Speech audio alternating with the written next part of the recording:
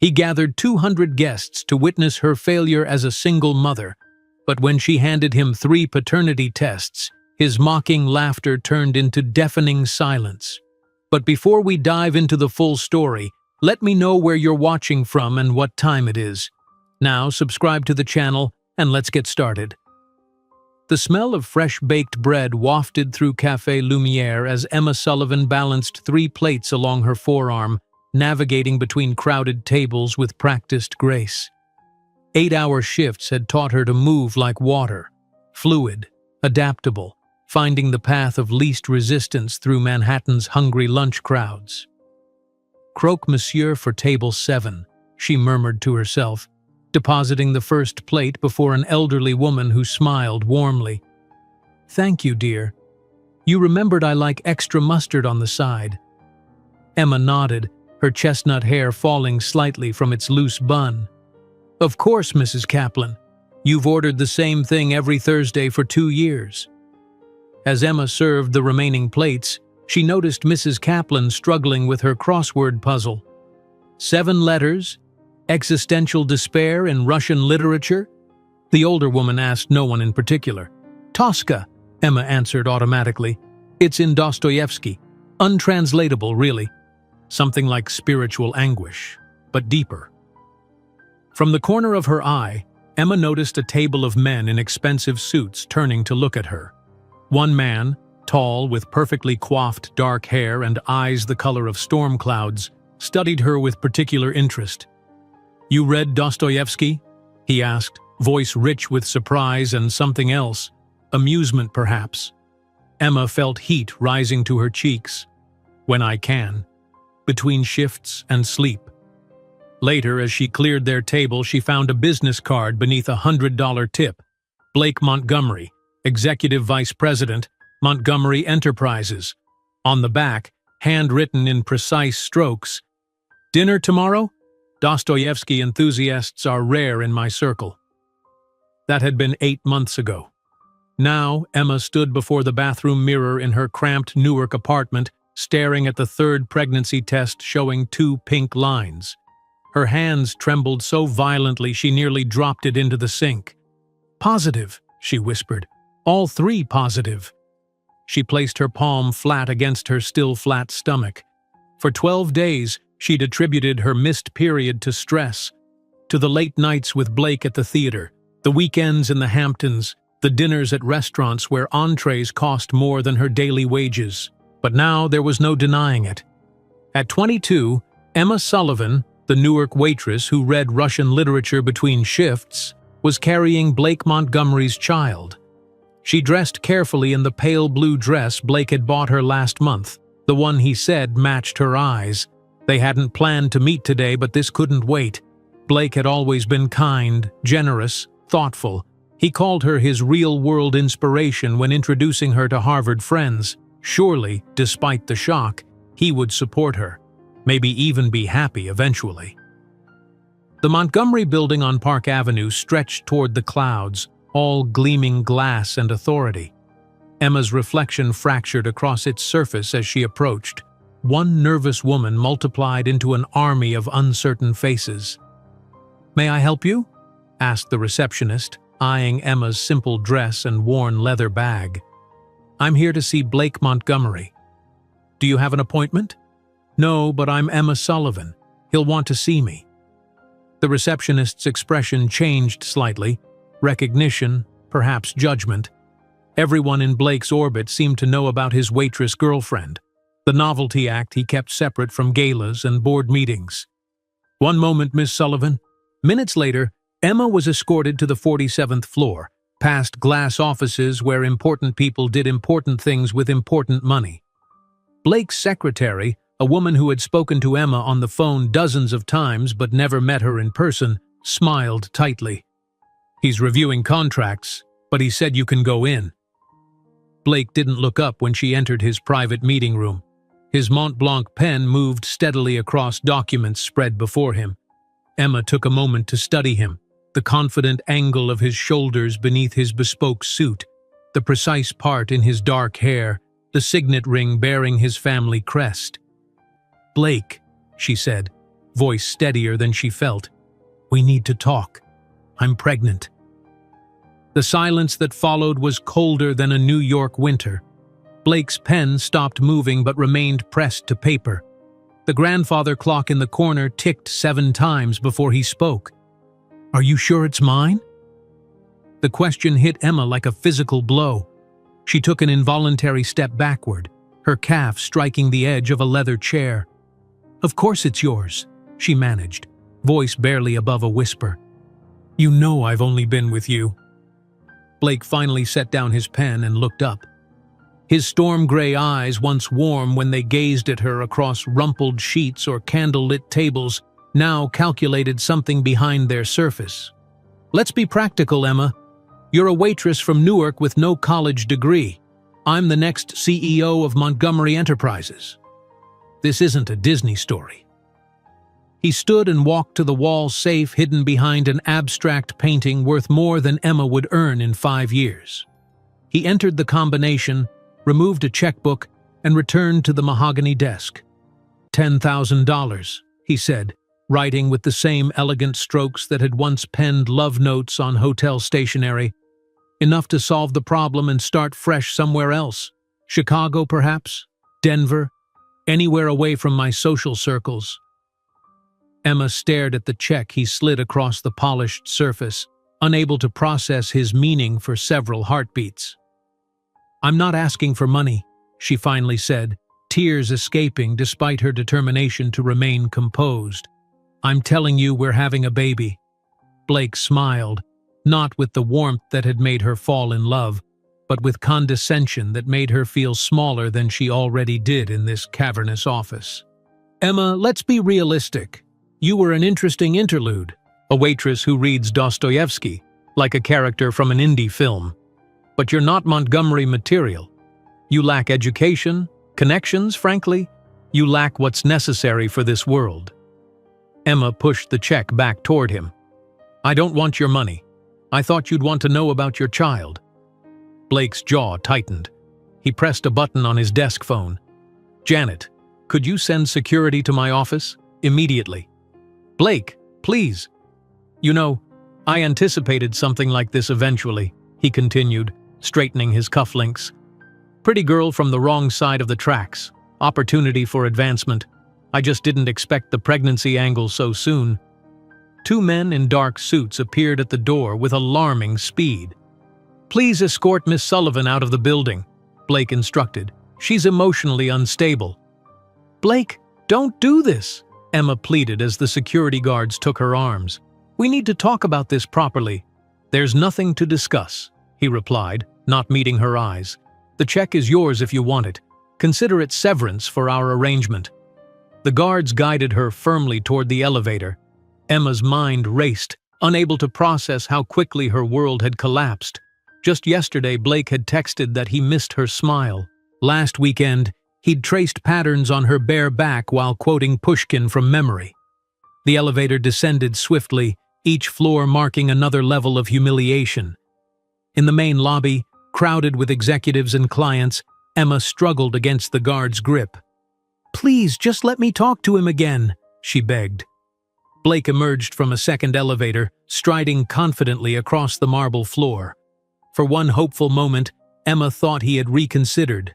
Instead, he announced loudly enough for everyone to hear, "It's the old pregnancy trap to score a payday. Desperate, isn't it? Check your wallets, gentlemen." Laughter rippled through the lobby. Emma's face burned with shame as the revolving doors pushed her out onto the freezing sidewalk, where snow had begun to fall. She stood there, coatless, her winter jacket left upstairs in her haste to exit Blake's office, as fat snowflakes melted against her heated cheeks. When Emma finally made it back to Newark, another shock awaited. Her roommate Jen met her at the door, expression grim. "Some guy called the landlady claiming you're involved in illegal activities. She's evicting us, no exceptions. Your stuff is boxed up in the lobby, and she's keeping the security deposit." Emma stared at her belongings, 3 cardboard boxes containing her entire life, stacked haphazardly beside the building's mailboxes. After helping Jen move her own things to her sister's apartment, Emma was truly alone. That night, Emma slept in the Port Authority bus terminal, using her coat as a blanket, her backpack as a pillow. She checked her bank account on her cracked phone screen, $237. 41. Not enough for a new apartment, barely enough for temporary shelter. The next morning, dizzy from hunger and lack of sleep, she purchased a one-way ticket to Boston, where a distant cousin might offer temporary refuge.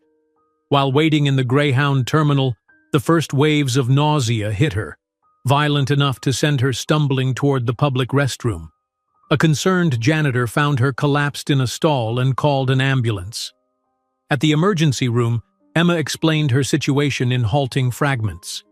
The attending physician ordered blood work and an ultrasound, just to be safe. "Miss Sullivan?" The ultrasound technician's voice sounded strange. "I'm seeing something unusual here." Emma's heart stuttered. "Is something wrong with the baby?" "Not wrong exactly, but I'm detecting 3 distinct gestational sacs. You're carrying triplets." The world seemed to tilt beneath Emma. "Triplets?" she repeated numbly. 3 days later, curled uncomfortably on her cousin's sofa in Dorchester, a working-class Boston neighborhood, Emma watched Blake Montgomery on CNBC announcing his engagement to Vanessa Rothschild, heiress to a banking fortune. "Our worlds were always destined to unite," he said, smiling for the cameras, arm wrapped possessively around a willowy blonde whose diamond ring caught the studio lights. That cold morning, sitting in a corner coffee shop with an unemployment form, Emma made a silent promise to herself and the 3 tiny beings growing inside her. "He thinks I have no value, that I'm not enough, that I'm boring and irrelevant.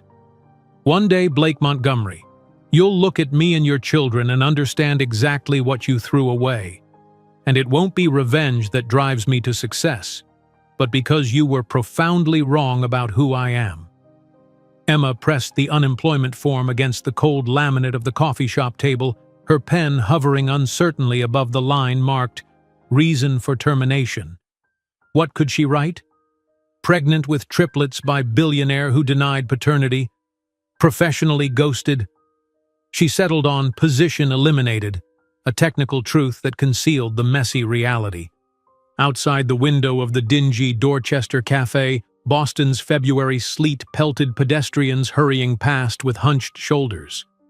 The weather matched Emma's mood, cold, bleak, unforgiving.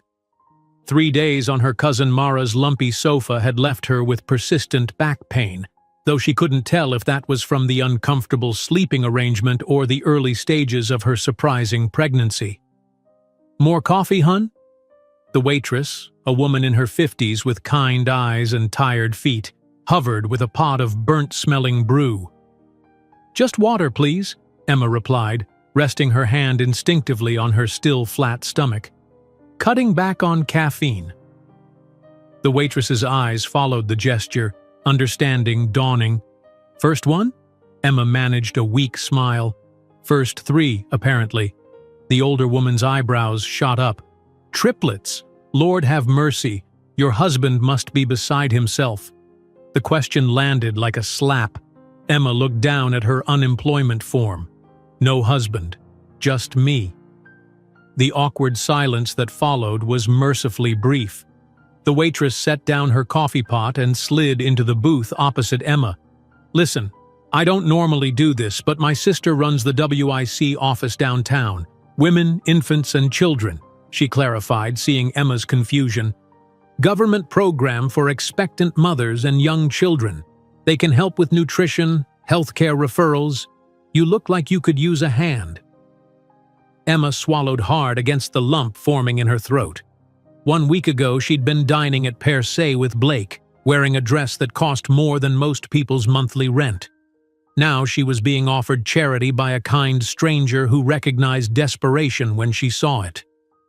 "Thank you," she managed. "That would be helpful."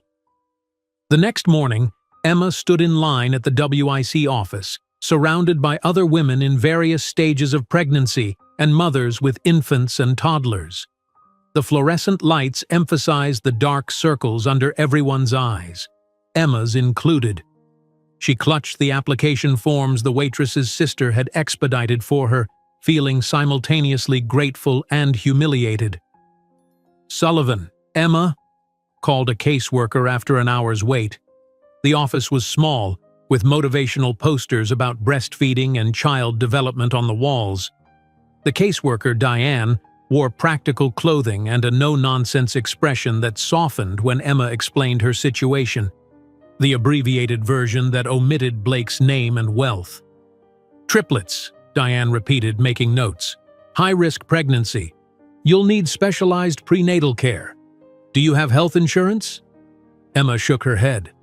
"I was on a workplace plan, but—" She trailed off. "Medicaid will cover you during the pregnancy. I'll get you those forms too." Diane looked up. "Housing situation?" "Temporary. My cousin's couch." Diane's lips thinned. "Not sustainable, especially with triplets coming. Let me make some calls about emergency housing assistance." 2 hours later, Emma left with a stack of papers, appointments for prenatal care at Boston Medical Center, and a temporary food assistance card. As she waited for the bus back to Mara's apartment, she noticed a boutique baby store across the street.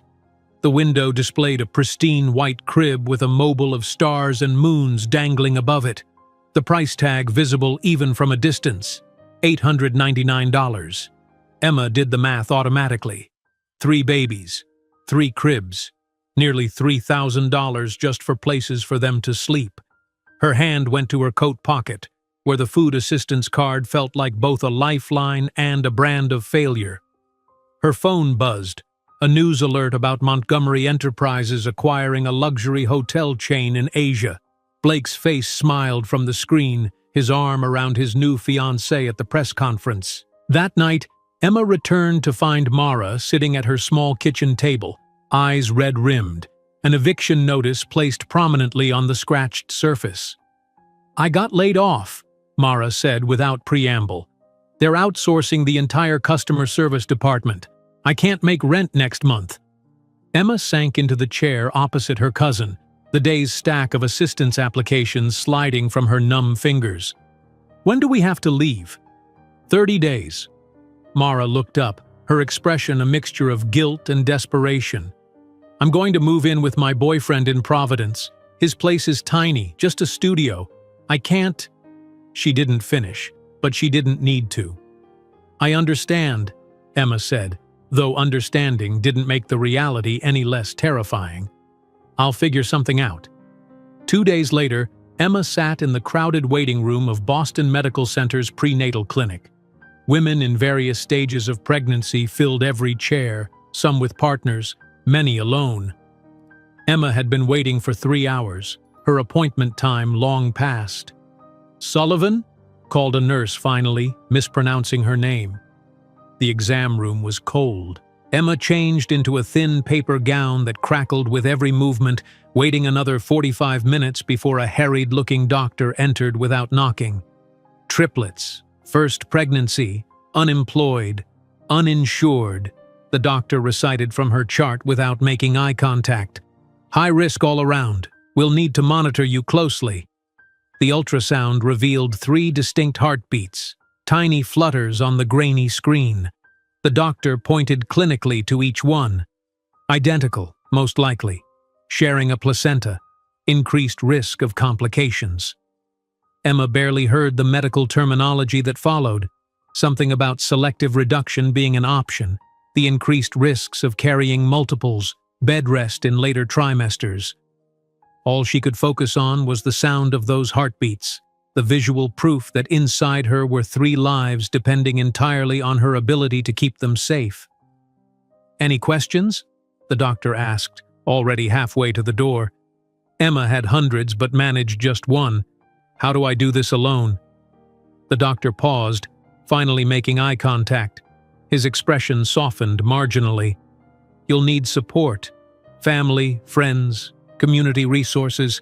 This isn't a journey for the solitary." That night, Emma didn't return to Mara's apartment. Instead, she sat in a 24-hour diner, counting coins for a cup of soup, researching homeless shelters on her phone while the battery drained to critical levels. None seemed safe for a pregnant woman, let alone one carrying triplets. It was there, face illuminated by the harsh glow of her dying phone, that Nurse Marie found her. The older woman had been working intake at the prenatal clinic earlier that day. "I thought that was you," Marie said, sliding into the booth uninvited. "You've been here since your appointment ended 5 hours ago." Emma looked up, embarrassed to be caught in her desperation. "Just planning my next steps." Marie's gaze was knowing but not pitying. "You don't have anywhere to go tonight, do you?" Before Emma could formulate a denial, Marie continued, "I volunteer with a transitional housing program for women in crisis. We have a community house in Roxbury. It's not luxurious, but it's safe, warm, and there's a specific program for expectant mothers." 2 hours later, Emma stood in a small bedroom in a renovated Victorian house in Roxbury. The room held 2 twin beds, 2 dressers, and little else. The wallpaper was faded floral. The window overlooked a narrow alley, but it was clean and warm. "You'll share with Louisa," explained the house manager, a former social worker named Gabrielle. "She's 7 months along, works nights as a hospital cleaner. Rules are simple: no drugs, no alcohol, no men on the premises, contribute to house chores as you're able, and attend weekly life skills workshops." Emma set her single backpack on the unclaimed bed. "Thank you. I don't know what I would have done tonight. That's why we exist." Gabrielle handed her a welcome packet. "There's information about GED programs, job training, childcare resources. You mentioned you didn't finish high school?" Emma nodded, the old shame resurfacing. She'd dropped out at 17 when her mother's illness required round-the-clock care. After her mother's death, returning to school had seemed pointless. Survival took precedence over education. "Education is your way forward," Gabrielle said firmly, "especially with 3 children depending on you." That night, Emma met Louisa, a Dominican immigrant whose boyfriend had disappeared when she announced her pregnancy. Despite the language barrier, Louisa immediately adopted Emma into her life, showing her how to sew baby clothes from thrift store fabrics and stretching ingredients to make meals last. "You have 3 babies? You need 3 times food," Louisa insisted, sharing her carefully hoarded groceries. "I teach you make 1 chicken last whole week." Days fell into a pattern. Mornings at prenatal appointments, afternoons applying for jobs that wouldn't hire a visibly pregnant woman, evenings at the community house learning to prepare for motherhood on a nearly non-existent budget. At night, after Louisa returned from her cleaning shift and fell into exhausted sleep, Emma studied for her GED by flashlight, determined not to waste the chance she'd been given. 3 weeks into her stay, Emma's blood pressure spiked dangerously during a routine checkup. The monitor beeped insistently as the nurse rechecked the reading. 160/95, the nurse confirmed. "Doctors ordering bed rest. You need to minimize stress." Emma laughed hollowly. "Minimize stress? I'm homeless, unemployed, and pregnant with triplets." "All the more reason to take this seriously. Preeclampsia can be life-threatening, for you and the babies." That afternoon, Emma sat in the community house's small living room, leafing through a discarded Fortune magazine someone had left on the coffee table. Blake's face stared back at her from the glossy pages. "The future of business," proclaimed the headline above his perfectly photogenic smile. Emma traced his features with her fingertip, then placed her palm on her growing belly where his sons grew. With sudden determination, she tore the page from the magazine and carried it to her room, where she pinned it to the wall above her narrow bed. On the back of a prenatal appointment card, she began writing a list. GED by June. Community college applications by August. Explore scholarships for single mothers. Research STEM programs. Learn coding basics. As the other residents of the house dreamed of men who might return to rescue them, Emma plotted a path that would, in 15 years, position her as the only person capable of buying Blake Montgomery's entire company, if she so desired. The list of goals Emma had written felt like both a prayer and a promise. As she stared at it in the dim light of the transitional home, Her hand rested protectively over the growing swell of her abdomen. Each tiny movement within reminded her that time was no longer her own. The future had accelerated toward her with unrelenting speed. On a bitter March morning 2 weeks later, that future arrived even faster than expected. Emma woke to a sharp, twisting pain that made her gasp.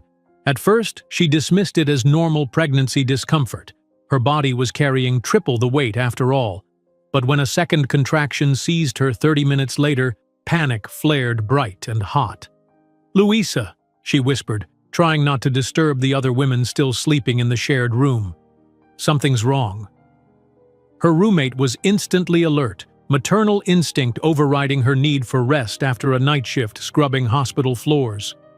One look at Emma's face told her everything. "Too early," Louisa said, already reaching for the emergency contact list posted by their door. "Baby's not ready." The ambulance arrived within 15 minutes, though it felt like hours to Emma. Each contraction brought terror. She was only 28 weeks along. Too soon, far too soon for 3 babies already at high risk. 22-year-old female, gravida 1, para 0, triplet pregnancy at 28 weeks with active contractions. The paramedic rattled into his radio as they loaded Emma into the ambulance. Preeclampsia diagnosis in medical history, blood pressure 150/95. Emma lay on the stretcher, gripping the cold metal railing as the sirens wailed overhead. Alone. She was completely alone in this moment that should have been shared. The thought of Blake, in his penthouse, planning his society wedding, made another kind of pain rip through her, one the medications couldn't touch. "Stay with us, Miss Sullivan," the paramedic urged, noticing her tears. "We're going to take good care of you and your babies." In the emergency room, organized chaos erupted around Emma. A doctor in scrubs appeared at her side, speaking rapidly to the nurses while scanning Emma's charts. "We need 3 neonatal teams on standby. Alert the NICU, we have triplets incoming at 28 weeks, he ordered before turning to Emma. "Miss Sullivan, I'm Dr. Reeves. We're going to try to stop your labor, but I need you to understand that triplets at 28 weeks may decide to come regardless of what we do. Are you the only family member present?" Emma nodded, another contraction stealing her voice. "Is there someone we should call? The father of the babies?" "No," Emma managed through gritted teeth. "There's no one to call." 27 hours later, despite magnesium sulfate and strict bed rest, Michael, Matthew, and Mason Sullivan entered the world in rapid succession, each weighing less than 3 pounds. Emma caught only glimpses of their tiny, translucent bodies before they were whisked away to incubators, trailing wires and surrounded by medical teams, speaking in urgent, clipped sentences. "Are they alive?" she asked the nurse who remained behind, her voice raw from hours of labor. "They're fighters," the nurse assured her, squeezing her hand. "Premature triplets are critical by definition, but our NICU is one of the best in the country." 4 hours passed before Emma was allowed to see her sons. Wheeled into the NICU in a hospital bed, she felt like an intruder in a science fiction movie. Machines beeped rhythmically, monitoring 3 impossibly small lives. Each baby lay in a separate incubator, skin nearly transparent, ribs visible with each labored breath, eyes fused shut. Tubes smaller than drinking straws delivered oxygen, medication, and nutrition. "They're so small," Emma whispered, pressing her palm against the plastic barrier that separated her from Michael, the firstborn, by 2 minutes. "They may be small, but they're already showing their personalities," said Dr. Lin, the neonatologist. "This one here," she pointed to Michael, "keeps pulling out his temperature probe, a real fighter. The middle one stays calm during procedures, and this little guy," she gestured to Mason, "cries when his brothers do, even though they're in separate incubators. They're connected." For the next 3 weeks, Emma lived in the NICU. The community house held her bed, understanding that a mother's place was with her children.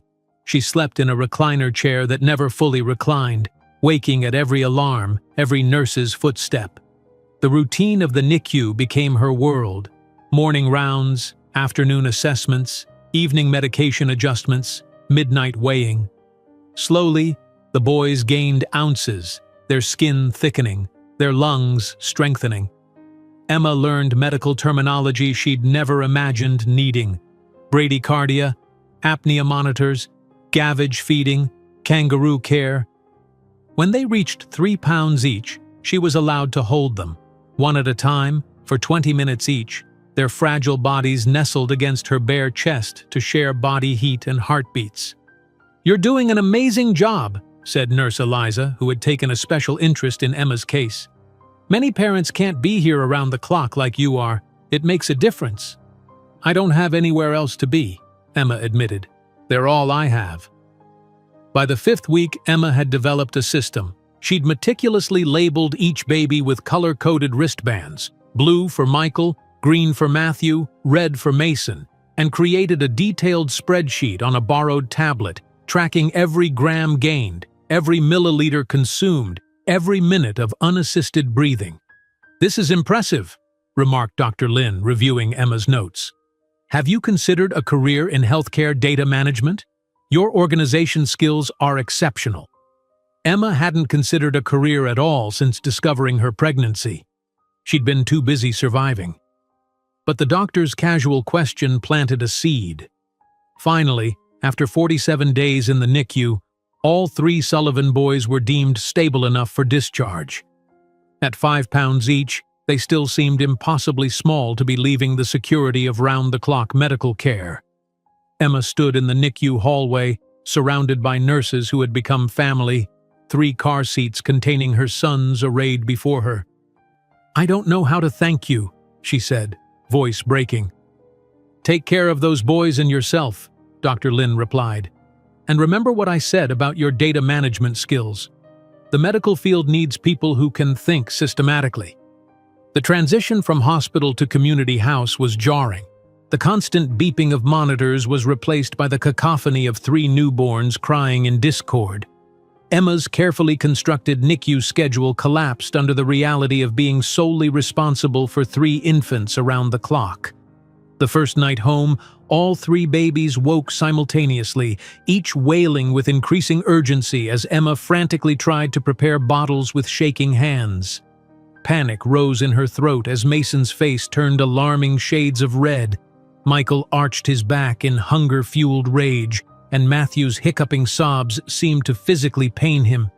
"I can't do this," Emma whispered, tears streaming down her face as she cradled Mason while using her foot to rock Matthew's bassinet.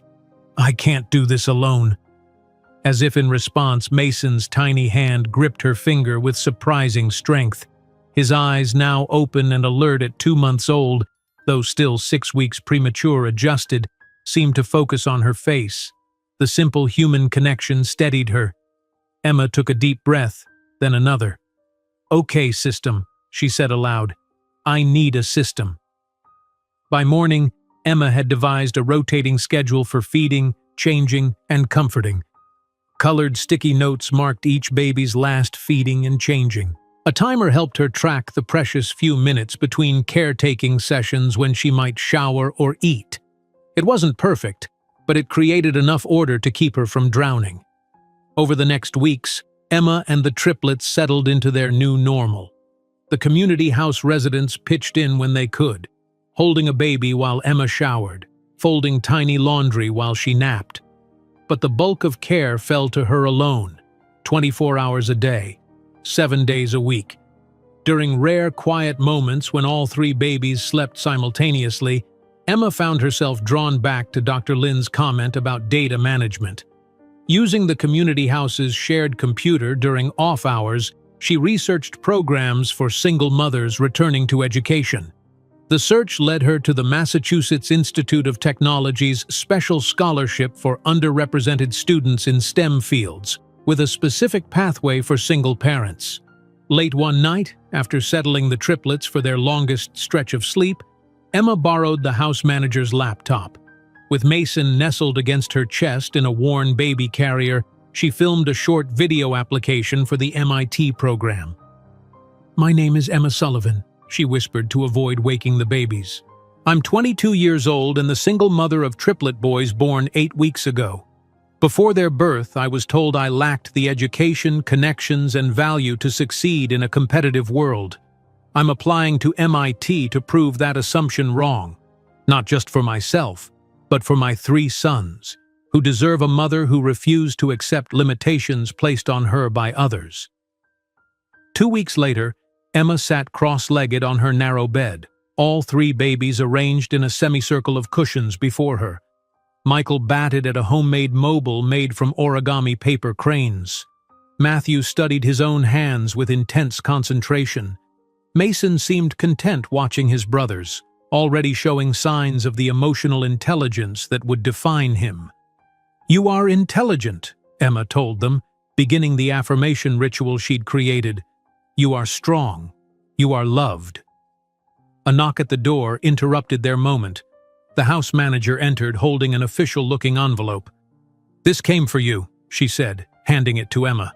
"It's from MIT."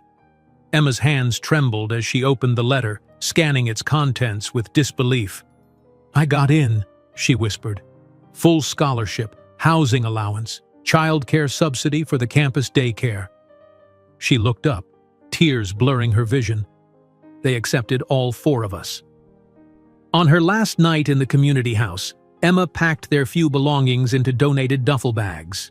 The women who had become her surrogate family gathered to say goodbye, each offering small gifts: hand-knitted booties, a jar of homemade baby food, a book of nursery rhymes. "You come back and show us when you famous scientist," Louisa said, embracing Emma fiercely. "Show these babies what their mama accomplish." The bus ride to Cambridge the next morning drew curious stares from other passengers. A young woman traveling alone with triplet infants was an unusual sight. Some offered help, others judgment disguised as concern. Emma focused on keeping her sons calm, whispering their affirmations as the city landscape changed outside the windows. The MIT campus bustled with brilliant minds rushing between classes. Students with laptops and complex conversations paused to watch as Emma navigated the path to her assigned housing, pushing the triple stroller with one hand, dragging their bags with the other. The family housing unit was small, a studio with a kitchenette and tiny bathroom, but it was clean, safe, and theirs alone. Emma placed the triplets on the single bed, arranging pillows to keep them from rolling off, and began unpacking their meager possessions. As she hung tiny thrift store onesies in the closet, a sense of possibility washed over her. The small algorithms she would write between nighttime feedings and diaper changes, the lines of code tapped out while her sons napped against her chest, would one day form the foundation of a technological revolution worth billions, though she couldn't possibly know it yet. The tiny algorithms Emma would write between nighttime feedings and diaper changes would indeed become the foundation of something extraordinary, though the path ahead would test every ounce of her determination. Her first morning at MIT dawned cruelly early, at precisely 5 o'clock, when Michael's hungry cries pierced the pre-dawn stillness of their studio apartment. Emma's eyes snapped open, her body responding before her mind fully awakened. She'd slept in her clothes, a practical decision that saved precious minutes. Navigating the dimly lit room, she prepared bottles with practiced efficiency, the motions so familiar she could perform them half asleep. "Good morning, little mathematician," she whispered to Michael, whose tiny fingers grasped at air as she lifted him. Matthew and Mason stirred in response to their brother's cries, their circadian rhythms synchronized like perfectly calibrated instruments. By 5:30, all 3 boys were fed and changed, their color-coded bassinets, blue, green, and red, neatly arranged beside the small desk where Emma reviewed her introduction to computer science notes. The campus daycare wouldn't open until 7:30, giving her this quiet interlude to absorb complex concepts that would have challenged her even without the fog of perpetual exhaustion.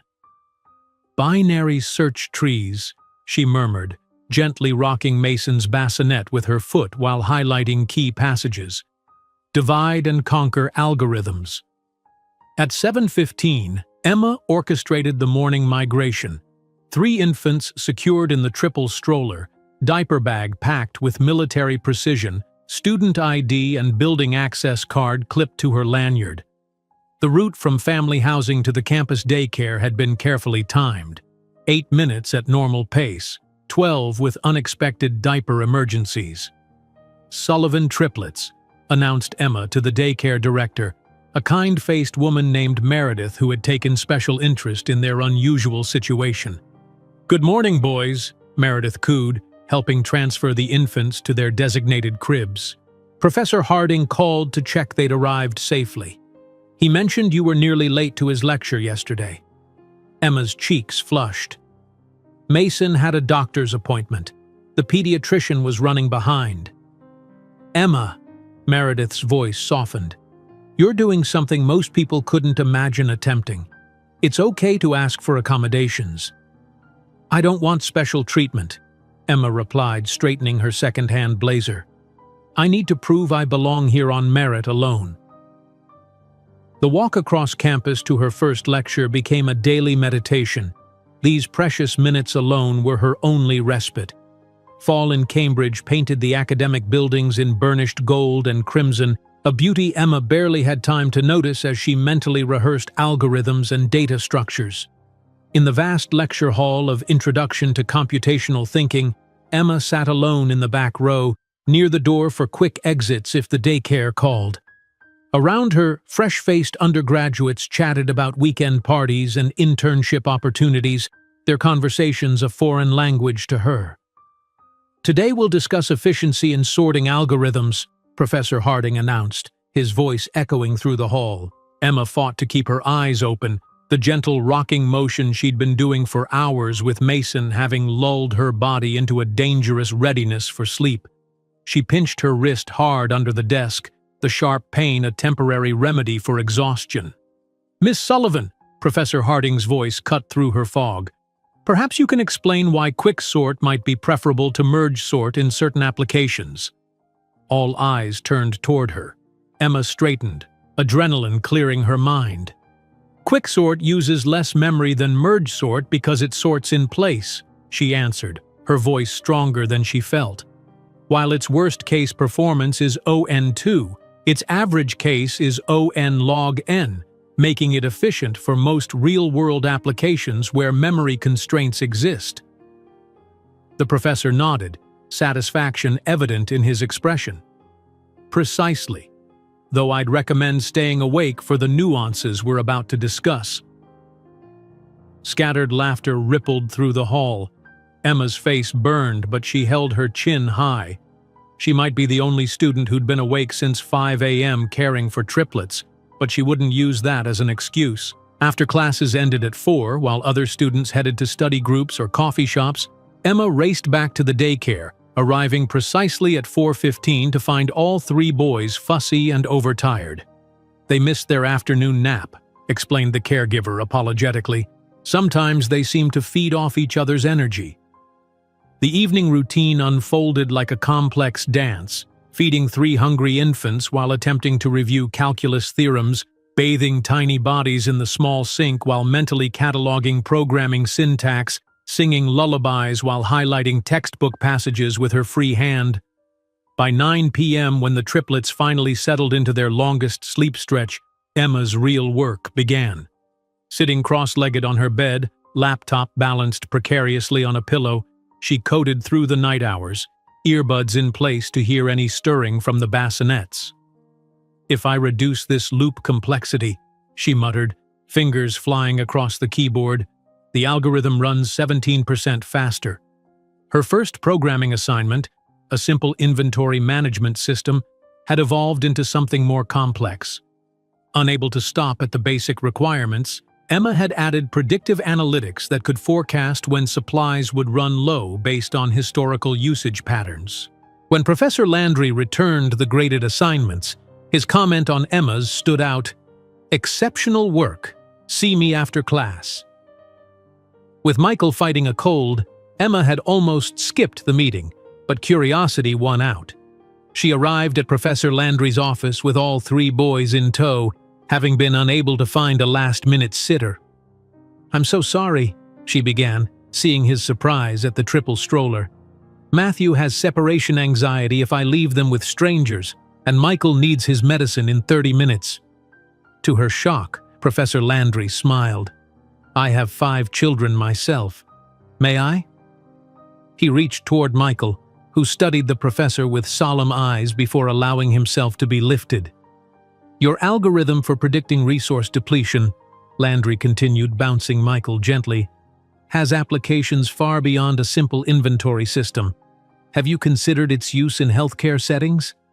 Emma blinked, surprised by both his ease with her son and the unexpected question. "For medical supplies, you mean? For treatment protocols, patient flow, predictive diagnostics?" He handed Michael back and turned to his computer. "The hospital system wastes millions annually on inefficient resource allocation. Your approach could help optimize critical care procedures." That conversation planted a seed that would grow throughout her first year. Between classes and childcare, Emma refined her algorithm, applying it to sample hospital data Professor Landry provided. Each improvement came between diaper changes and feedings, coded in the precious minutes when all 3 boys napped simultaneously. Winter arrived with brutal efficiency, bringing with it the triplets' first Christmas and a series of respiratory infections that cycled between them with clockwork precision. As snow piled against the small windows of their studio apartment, Emma fought her own battle against exhaustion and isolation. On a particularly brutal January night, with Mason's fever spiking to 103 degrees, Matthew's ear infection causing piercing screams, and Michael's cough preventing any possibility of sleep, Emma reached her breaking point. "I can't," she whispered, tears streaming down her face as she held Mason in the steamy bathroom, trying to clear his congested lungs while the other boys wailed from the main room. "I just can't do this anymore." The next morning, bleary-eyed and defeated, Emma missed Professor Chen's advanced algorithms lecture for the 3rd time that month. Instead of sending the standard absence notification, she received a personal email. "Miss Sullivan, please see me in my office today at 3 p.m. This is not a request." Emma arrived at Professor Chen's office with all 3 feverish infants, expecting academic probation. Instead, she found the stern professor had rearranged her furniture to accommodate the stroller. "You're failing my class," Professor Chen stated without preamble. "I know," Emma replied, too exhausted for excuses. "The boys have been sick, and you're still in the top 5% of algorithmically minded students I've encountered in 30 years of teaching," Professor Chen interrupted, "which makes this situation unacceptable." She slid a folder across the desk. "I've arranged an extension on your projects. Additionally, the computer science department has a small emergency fund for exceptional students facing hardship. It will cover a part-time caregiver for 20 hours weekly." Emma's throat tightened. "I don't need charity." "This isn't charity," Professor Chen replied sharply. "This is investment in intellectual capital. Your work on optimizing hospital systems shows remarkable promise. The department simply can't afford to lose your contribution because of logistical challenges." That night, with the boys finally sleeping after their medication, Emma returned to her optimization algorithm with renewed purpose. If Professor Chen believed her work valuable enough to invest in, perhaps it truly could make a difference. Spring semester brought improvement. With 20 hours of childcare assistance weekly, Emma could attend all her classes and even participate in a research group focused on computational applications in healthcare. The triplets, now approaching their first birthday, developed distinct personalities that made their care both easier and more complex. During late-night coding sessions, Emma occasionally brought the boys to the computer lab, setting them on blankets beside her workstation where they played with specially designed toys that introduced basic mathematical concepts. Michael, already showing remarkable pattern recognition, would arrange wooden blocks in complex symmetrical designs. Matthew solved simple puzzles with focused determination, while Mason seemed more interested in watching how others approached problems. It was during one such late-night session that Emma made her breakthrough. Staring at cell samples projected on her monitor, part of a cancer research database Professor Landry had granted her access to, she noticed patterns that the current diagnostic algorithms missed.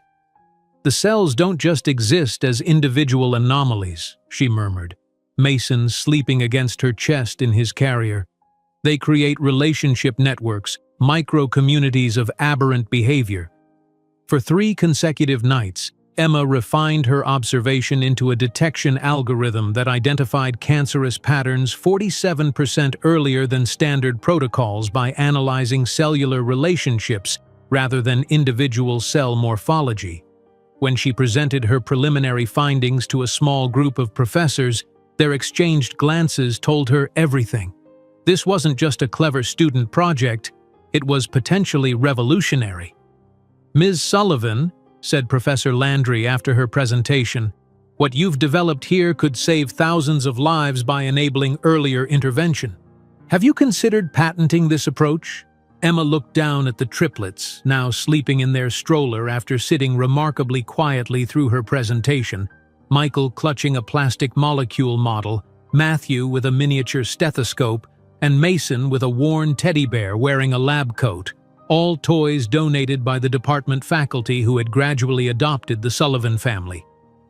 "I haven't thought beyond passing this course," she admitted. Professor Chen's normally stern expression softened. "Perhaps it's time to think bigger." As her first year at MIT drew to a close, Emma Sullivan had not only survived, she had excelled. Her GPA placed her among the top students despite her extraordinary circumstances. The algorithm she had developed between feedings and diaper changes had caught the attention of faculty beyond the computer science department, including researchers from the medical school. The small algorithm that Emma developed between trocas de fraldas and sleepless nights, invisible as she herself once felt, would become the foundation of a system that would one day save thousands of lives, and eventually place her face to face with the man who had said she would never be enough. The small algorithm that Emma developed between diaper changes and sleepless nights was about to catalyze a transformation she could scarcely imagine. As spring blossomed across the MIT campus, the buzz about her cancer detection innovations spread through academic circles like wildfire. What began as a class project had evolved into something with real-world implications, something that could save lives.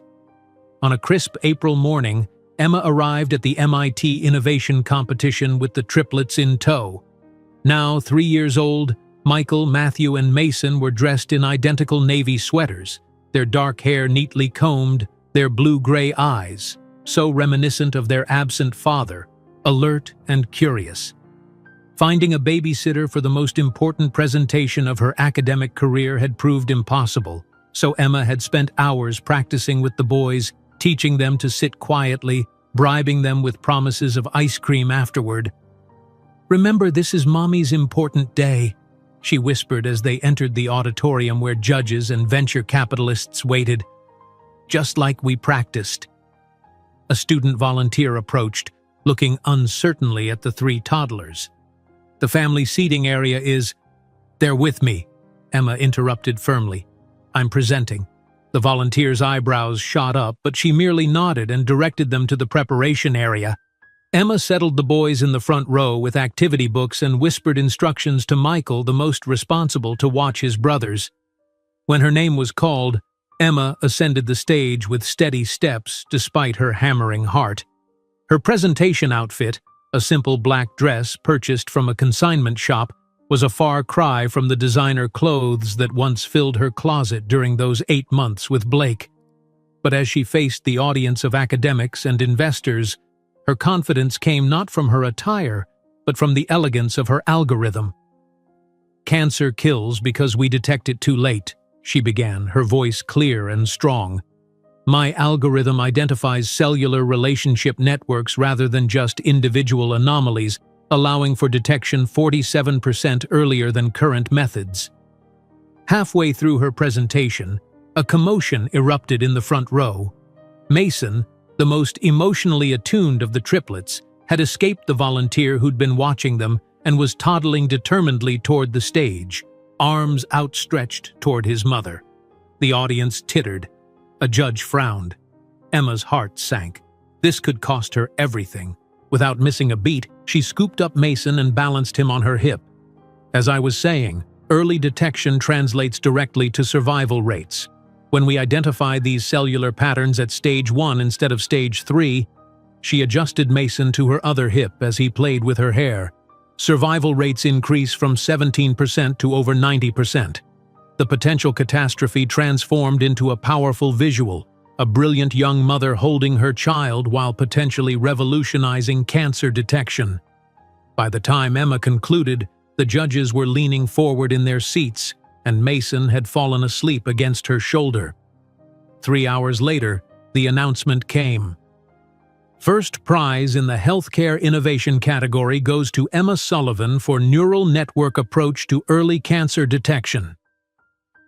As she accepted the acrylic trophy with one hand, Mason still clinging to her and the other boys now joining them on stage, flashbulbs popped. The moment was captured in a video that would change everything. 2 weeks later, Emma was packing lunches for the Triplets' day at preschool when her student email pinged with a message that initially seemed like spam. Impressed by your innovation. Will be in Cambridge tomorrow. Would like to discuss investment potential. Lin Chen, Horizon Bio Investments. Emma nearly deleted it until a quick search revealed that Lin Chen was indeed a legitimate venture capitalist specializing in healthcare technology with a portfolio of successful medical startups. The prospect of actual funding made her hands shake as she replied, agreeing to meet at a campus coffee shop. The following afternoon, Emma arrived 15 minutes late, the triplets in tow, their faces still sticky from lunch despite her best efforts with wet wipes. The daycare had closed early for a water leak, leaving her no alternative but to bring them. She scanned the coffee shop anxiously, expecting to see an annoyed investor checking his watch. Instead, a man in his early 40s with kind eyes and a thoughtful expression was sitting in the corner, reading something on his tablet. When he spotted Emma and the boys, he stood and smiled. "Ms. Sullivan, I presume? Lin Chen? And these must be the young gentlemen who made such an impression in your presentation video." Emma felt heat rise to her cheeks. "I'm so sorry about this. The daycare closed unexpectedly, and I had no one to—" "Please," Lin interrupted, gesturing to the chairs. "No apologies necessary. I'm delighted to meet your whole team." To Emma's astonishment, Lin knelt to the children's level and produced a small wooden puzzle from his briefcase. "This is a traditional tangram from Taiwan, where I grew up. Would you like to try it?" While Matthew and Mason examined the puzzle pieces with interest, Michael immediately began arranging them into shapes with startling precision. Lin watched, eyebrows rising steadily as the 3-year-old completed configurations that would challenge many adults. "Remarkable," he murmured before turning to Emma. "Your algorithm is equally impressive. I believe it could transform early cancer detection if properly developed." Over the next hour, Lin outlined his investment philosophy while simultaneously engaging the triplets with mathematical games he seemed to produce endlessly from his briefcase. Unlike other professionals Emma had encountered who regarded her children as inconvenient obstacles, Lin treated them as integral to the conversation. "I believe technology that saves lives shouldn't be rushed to market prematurely," he explained, helping Mason with a particularly challenging puzzle piece. "My investment model allows for longer development cycles with less pressure for immediate commercialization. I'd like to offer you $500,000 as seed funding, with the condition that you continue refining your algorithm without the pressure of quarterly profit reports." Emma stared at him, certain she'd misheard. $500,000? Lin nodded. "With potential for Series A funding within 18 months depending on clinical validation results." "Why?" Emma asked bluntly. "There are hundreds of healthcare algorithms being developed by teams with PhDs and decades of experience. I'm a single mother who hasn't even completed her undergraduate degree." Lin's expression grew serious. "Because you solved a problem those teams have overlooked for years, and you did it while raising triplets and maintaining a near-perfect GPA. Imagine what you could accomplish with actual resources." He glanced at Michael, who had already solved the tangram and was now helping his brothers. "Besides, Exceptional minds clearly run in your family. After Lynn departed with promises of contracts to follow, Emma gathered the boys and walked in a daze to the nearest bathroom.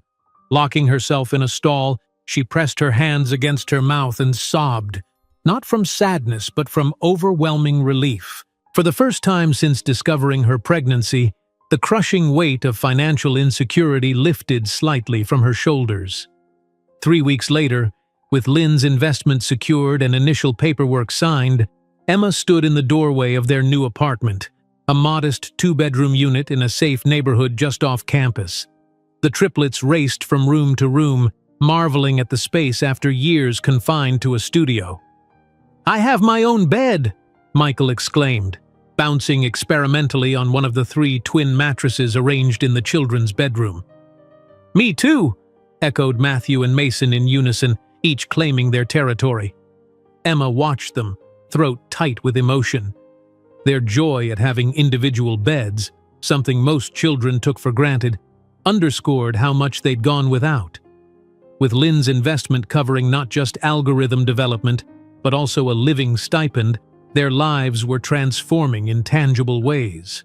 Perhaps the most significant change came with the hiring of Sophia, a graduate student in early childhood education who agreed to provide part-time childcare in exchange for reduced rent in their spare room. The arrangement gave Emma precious, uninterrupted hours for research while ensuring the boys had consistent care from someone they quickly came to adore. The guilt Emma felt at not being with her sons every moment was counterbalanced by the joy of watching them thrive with Sophia's dedicated attention. The extra room in their apartment became a small laboratory where Emma could work while the boys napped, equipped with basic but functional equipment purchased with Lynn's funding. One evening, as Emma tested tissue samples against the latest iteration of her algorithm, she discovered it could identify precancerous cells 47% earlier than conventional methods. She sat back, stunned by the implications. This wasn't just an academic exercise anymore. This was something that could change diagnostic medicine forever. As summer turned to fall, Lynn became a regular presence in their lives. He visited weekly to discuss progress, often staying for dinner and delighting the boys with stories of his childhood in Taiwan. His genuine interest in their development and respectful treatment of Emma's work created a comfortable dynamic unlike anything she'd experienced since the triplets' birth. On a cool October evening, Lynn arrived with a special delivery, a small laboratory centrifuge that would allow Emma to process samples more efficiently. "The boys helped me pick the color," he explained as Michael, Matthew, and Mason excitedly pointed out the bright blue casing they had selected. After the equipment was installed and the triplets were tucked into bed, Lynn and Emma sat at her small kitchen table reviewing test results. The casual comfort between them had evolved over months of collaboration, creating a foundation of mutual respect. "You've made remarkable progress," Lynn noted, studying the latest data. "The algorithm's accuracy has improved 12% since July." "It's still not perfect," Emma replied, absently tucking a strand of hair behind her ear. "There's a subset of tissue samples where the pattern recognition falters." "Progress isn't linear," Lynn reminded her. "Besides, you've accomplished in months what most research teams can't do in years." Their eyes met across the table, and something shifted subtly in the air between them. Lynn cleared his throat and returned his attention to the data, but the moment lingered. That night, after Lynn departed, Emma found herself standing before the mirror, studying her reflection. The exhausted, desperate girl who had once slept in a bus station was gone. In her place stood a woman with purpose, surrounded by 3 brilliant children and supported by someone who valued her mind. While Emma signed her first investment contract, she could never have imagined that in 5 years she would be the one investing millions in promising startups, or that Lynn would become much more than a business partner to her and the boys. While Emma signed her first investment contract, she could never have imagined that in 5 years she would be the one investing millions in promising startups, or that Lynn would become much more than a business partner to her and the boys. The path from that moment to the founding of Sullivan Tech Innovations unfolded with the inevitability of a well-designed algorithm, each step building logically upon the last. On a bright spring morning 2 years after Lynn's initial investment, Emma stood in the Great Dome at MIT, her graduation cap slightly askew as the triplets, now 5 years old, fidgeted in their miniature suits in the front row. Professor Chen watched with uncharacteristic emotion as Emma Sullivan crossed the stage, summa cum laude, the department's highest-ranking computer science graduate despite having balanced motherhood with her studies. "Dr. Sullivan," Lynn whispered incorrectly but prophetically as she rejoined them after the ceremony, the boys immediately surrounding her in a tangle of small arms and excited chatter. "Not doctor yet," Emma corrected with a smile, "but someday, perhaps." Michael tugged at her graduation gown. "Can we see your office now, Mommy? The real one, not the school one." The real office was a modest rented space in a converted factory building in Cambridge. 2 rooms with high ceilings and large windows that flooded the space with natural light. Emma had signed the lease a week earlier, using a portion of Lynn's second round of funding after her algorithm had successfully completed initial validation trials at Massachusetts General Hospital. "Sullivan Tech Innovations," Emma read aloud as she hung the small engraved plaque beside the door. The triplets stood solemnly beside her, understanding in their precocious way that this moment marked a significant threshold. Mason, always the most emotionally intuitive, slipped his hand into hers. "Are you happy, Mommy?" Emma knelt to his level, meeting 3 identical sets of blue-gray eyes that still sometimes caused her heart to stutter with their resemblance to Blake's. "Very happy. We're building something important together." The early days of Sullivan Tech unfolded in a blur of activity. Emma conducted interviews at a salvaged conference table while the boys colored quietly in the corner, occasionally looking up to assess each candidate with uncanny perception. "The lady with red hair talks too fast," Matthew observed after one interview. She didn't finish her thoughts. "The man with glasses listened when you talked," Mason added. "I liked him." Their insights proved remarkably accurate. Emma's first 3 hires formed the cornerstone of what would become an industry-leading team. Raj, a brilliant programmer with expertise in neural networks. Sophia, who transitioned from nanny to the company's bioinformatics specialist after completing her graduate work. And Tanya, an administrative assistant whose organizational skills rivaled Emma's own.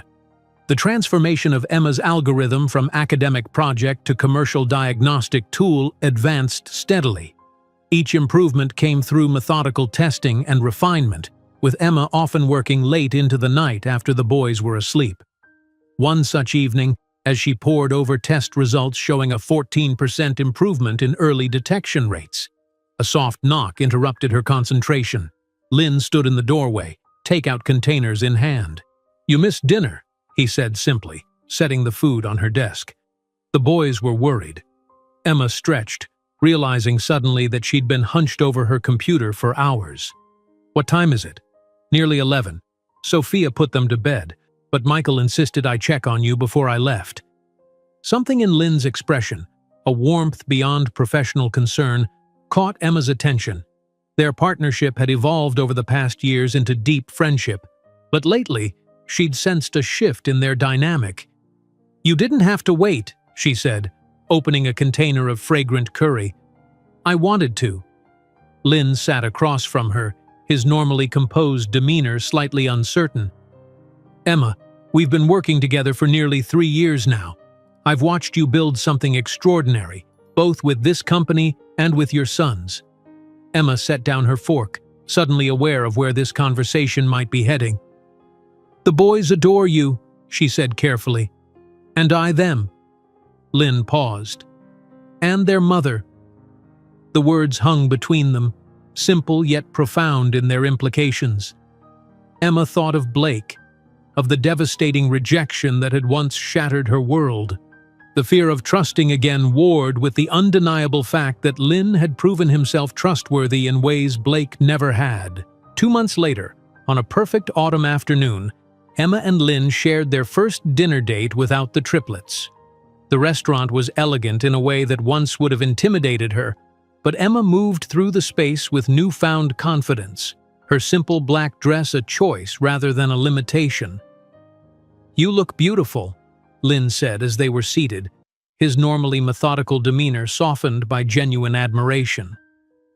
"This feels strange," Emma admitted. "Being somewhere nice without 3 small tornadoes destroying everything?" Lynn laughed. "They're extraordinary tornadoes, though." The evening flowed with surprising ease. They discussed the company's growth, the boys' development, and eventually, more personal matters. Lynn's childhood in Taiwan, Emma's dreams before life took its unexpected turn. Neither mentioned Blake directly, though his shadow lingered in the careful way Lynn approached the subject of the boys' parentage. "They have your resilience," he observed, "and your analytical minds." "And someone else's eyes," Emma acknowledged, the first time she'd referenced their biological father to Lynn. "Someone who didn't want them." Lynn covered her hand with his. "His profound loss. My potential gain, if you'll allow it." The relationship progressed with the same thoughtful deliberation that characterized both their professional approaches. Lynn integrated seamlessly into their family routine, never pushing for more than Emma was ready to give, always treating the triplets with genuine respect for their intelligence and individuality. The proposal, when it came, was characteristically considerate. Lynn arrived at their apartment one Sunday morning carrying a box of specialized building blocks designed for advanced spatial reasoning, the latest educational tool he'd discovered for the boys. As Michael, Matthew, and Mason eagerly constructed increasingly complex structures on the living room floor, Lynn turned to them with unusual solemnity. "I have an important question for you 3, he said, kneeling to their level. "I would like to ask your mother to marry me, but as you are the most important people in her life, I wanted your permission first." The boys exchanged their typical telepathic glances, a silent communication that had fascinated developmental psychologists since infancy. Michael, always the spokesman, answered first. "Will you still help me with my robot designs?" "Of course." Matthew tilted his head. "Will you live here with us all the time?" "If your mother agrees, yes." Mason, the emotional barometer, asked the most important question. "Do you love Mommy? Really love her, not pretend?" Lynn's expression softened. "Very much, and I love all of you too." 3 solemn nods sealed the agreement. The wedding took place in the Cambridge Botanical Gardens on a perfect spring day. Emma wore a simple ivory dress, her chestnut hair adorned with small white flowers. The triplets served as ring-bearers, unusually subdued in their understanding of the day's significance. Only close friends attended, professors who had supported Emma through her MIT years, colleagues from Sullivan Tech, and Lynn's small circle of trusted associates. During the intimate reception, Professor Chen raised a toast. "To Emma, who has redefined what's possible, and to Lynn, who had the wisdom to recognize extraordinary potential where others failed to see it." Emma caught Lynn's eye across the garden, thinking how different this felt from the fantasy future she'd once imagined with Blake. This wasn't a fairy tale or a rescue. It was a partnership built on mutual respect and genuine admiration. 2 months after the wedding, the Sullivan-Chen family attended another significant ceremony, the formal adoption of the triplets by Lynn. As they left the courthouse, the boys proudly carrying their new certificates declaring them legally Michael, Matthew, and Mason Sullivan-Chen, Lynn hoisted all 3 onto his shoulders for an impromptu parade down the courthouse steps. "Is it official now?" Mason asked. "You're really our dad?" "On paper, yes," Lynn answered. "But in my heart, you've been my sons since I first saw you solving puzzles most adults couldn't complete." The Sullivan Tech Innovations offices expanded as the company grew. With 10 employees now occupying a larger space in a renovated textile mill, Emma balanced the rapid business development with her commitment to the triplets' education and well-being. The breakthrough that would transform Sullivan Tech from promising startup to healthcare industry disruptor came on an ordinary Tuesday. Emma was presenting her diagnostic system to administrators at Massachusetts General Hospital, her voice steady as she explained the neural network's ability to detect cellular abnormalities long before conventional methods. The algorithm identifies relationship patterns between cells rather than simply flagging individual anomalies, she explained, the triplets sitting quietly in the back of the conference room with educational tablets, a compromise when childcare fell through at the last minute. The chief oncologist leaned forward. "And you're claiming a 47% earlier detection rate?" "49% in the latest trials," Emma corrected, with false positives below 3%. 2 weeks later, at 3:15 in the morning, Emma's phone rang. Dr. Sarah Williams, the attending physician who had been first to implement the Sullivan system, spoke with barely contained excitement. "Your algorithm found something we would have missed. A 29-year-old patient with unusual cellular patterns that wouldn't have flagged in our standard screening for at least 8 months. We've confirmed early-stage lymphoma that's completely treatable at this phase. You saved a life today." Emma sat on the edge of her bed in the darkness, Lynn stirring beside her as she processed the news. This wasn't an academic exercise or a business milestone. This was real. A young person who would live because of what she had built between diaper changes and sleepless nights. As Sullivan Tech gained recognition in medical circles, the offers began. First from medical equipment manufacturers wanting to integrate her system, then from pharmaceutical companies eager to acquire the technology outright. Emma rejected them all, despite the impressive numbers involved. $300 million for 51% stake, Lynn noted, reviewing the latest offer. It's substantial. Emma shook her head. We don't sell control of our purpose. By the time the triplets turned 7, Sullivan Tech had expanded to 15 employees and held contracts with 11 major hospitals across New England. The company moved again, this time to a purpose-built facility with dedicated research labs and a small educational space for the triplets and the children of other employees. On the day they hung the company sign at their new headquarters, Emma stood with Lynn and the boys, looking up at the simple blue letters that represented her unlikely journey from abandoned pregnant waitress to healthcare technology innovator. "We built something beautiful together," Lynn said softly, watching the boys race each other around the perimeter of the new building. On the day she closed her 10th hospital contract, Emma couldn't have predicted that in just 3 years her marriage with Lynn would amicably end, but that the true family they had built, Sullivan Tech, would be poised to become a force that even Blake Montgomery couldn't ignore. On the day she closed her 10th hospital contract, Emma couldn't have predicted that in just 3 years her marriage with Lynn would amicably end, but that the true family they had built, Sullivan Tech, would be poised to become a force that even Blake Montgomery couldn't ignore. The first signs appeared on a quiet Sunday morning when Emma found Lynn sitting alone on their back porch, staring at the garden where the triplets, now 8 years old, were conducting what they called a botanical intelligence experiment, essentially talking to plants to see if emotional stimuli affected growth rates. "They're remarkable," Lynn said as Emma handed him a cup of tea. "Mason has already designed a control methodology that would impress graduate students."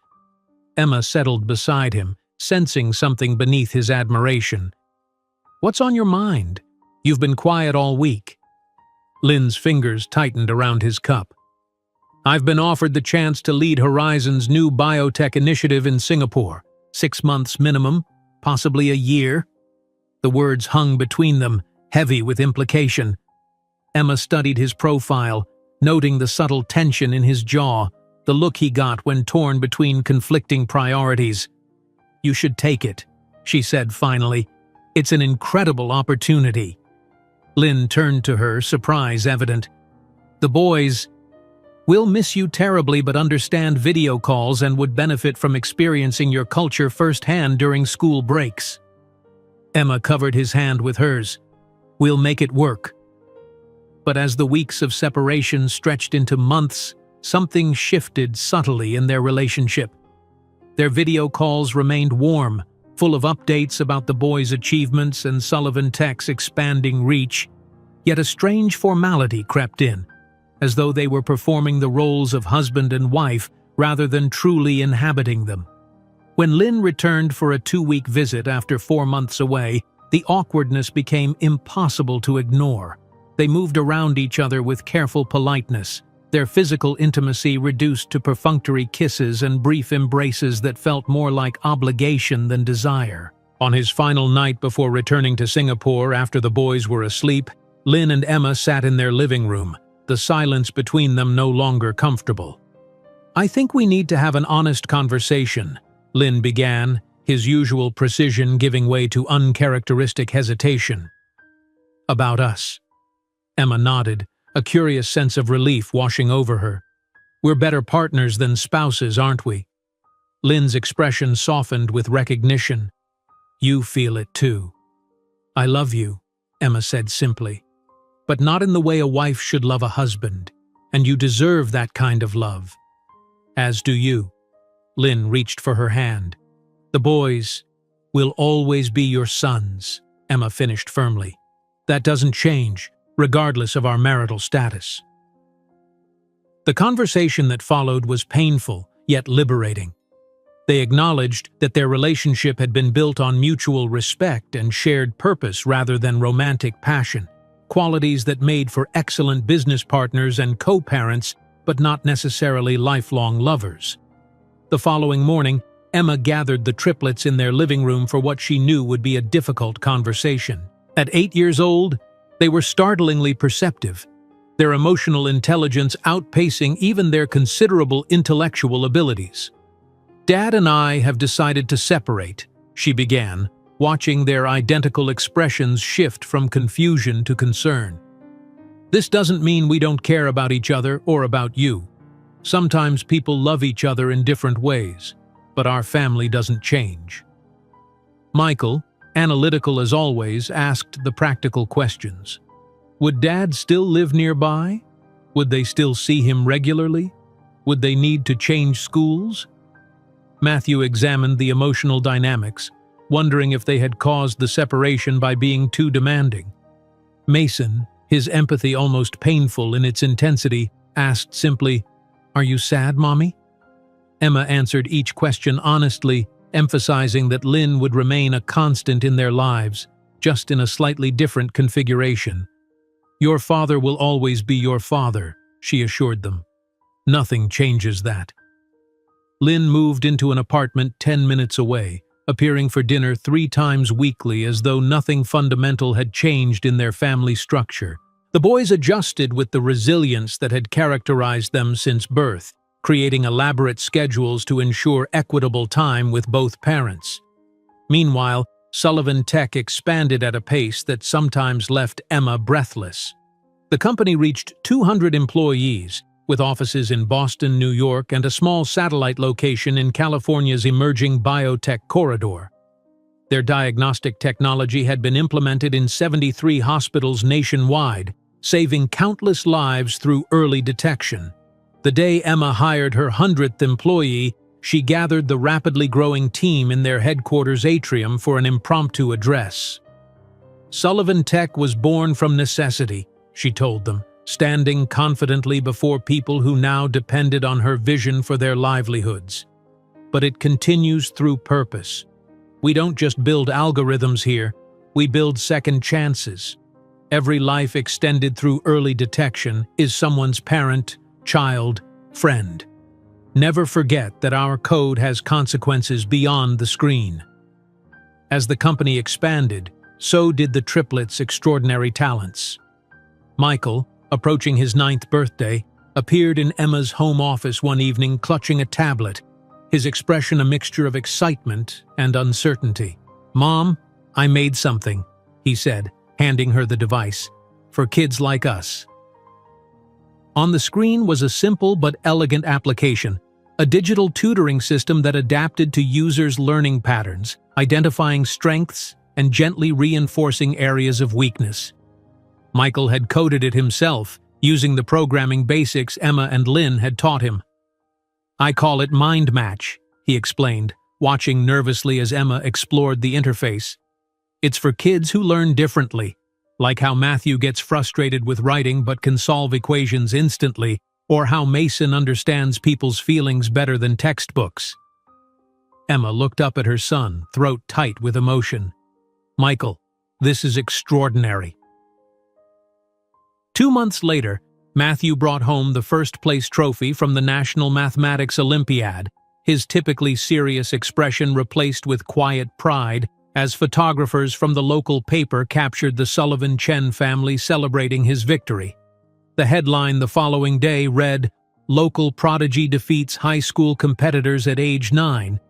Not to be outdone, Mason developed his own project, a communication system using simplified symbols combined with predictive text that allowed nonverbal autistic children to express complex thoughts through tablet interfaces. He'd created it after befriending a classmate who struggled with traditional speech. He knows what he wants to say, Mason explained earnestly when presenting his invention at the school science fair. His brain just can't make the words come out right. This helps bridge the gap. Watching her sons flourish, each in their unique way, Emma felt a profound sense of vindication. These were the children Blake Montgomery had dismissed as a problem to be solved with a $10,000 check. These were the lives he had deemed unworthy of his name or attention. Their success became her most potent response to his cruelty, not orchestrated for revenge, but powerful in its refutation of his judgment nonetheless. The company's growth attracted attention from larger entities eager to acquire innovative healthcare technology. When the CEO of Meditech Incorporated offered $300 million for 51% of Sullivan Tech, Emma didn't even pretend to consider it. "We're not interested in selling controlling interest," she informed him during a lunch meeting at Boston's most exclusive restaurant, the same establishment where Blake had once taken her, making her feel hopelessly out of place. Now she sat comfortably in designer clothing she could easily afford, declining offers from people who once would have intimidated her. "Ms. Sullivan-Chen, this is a generous offer," the CEO persisted. "Most founders would jump at this valuation."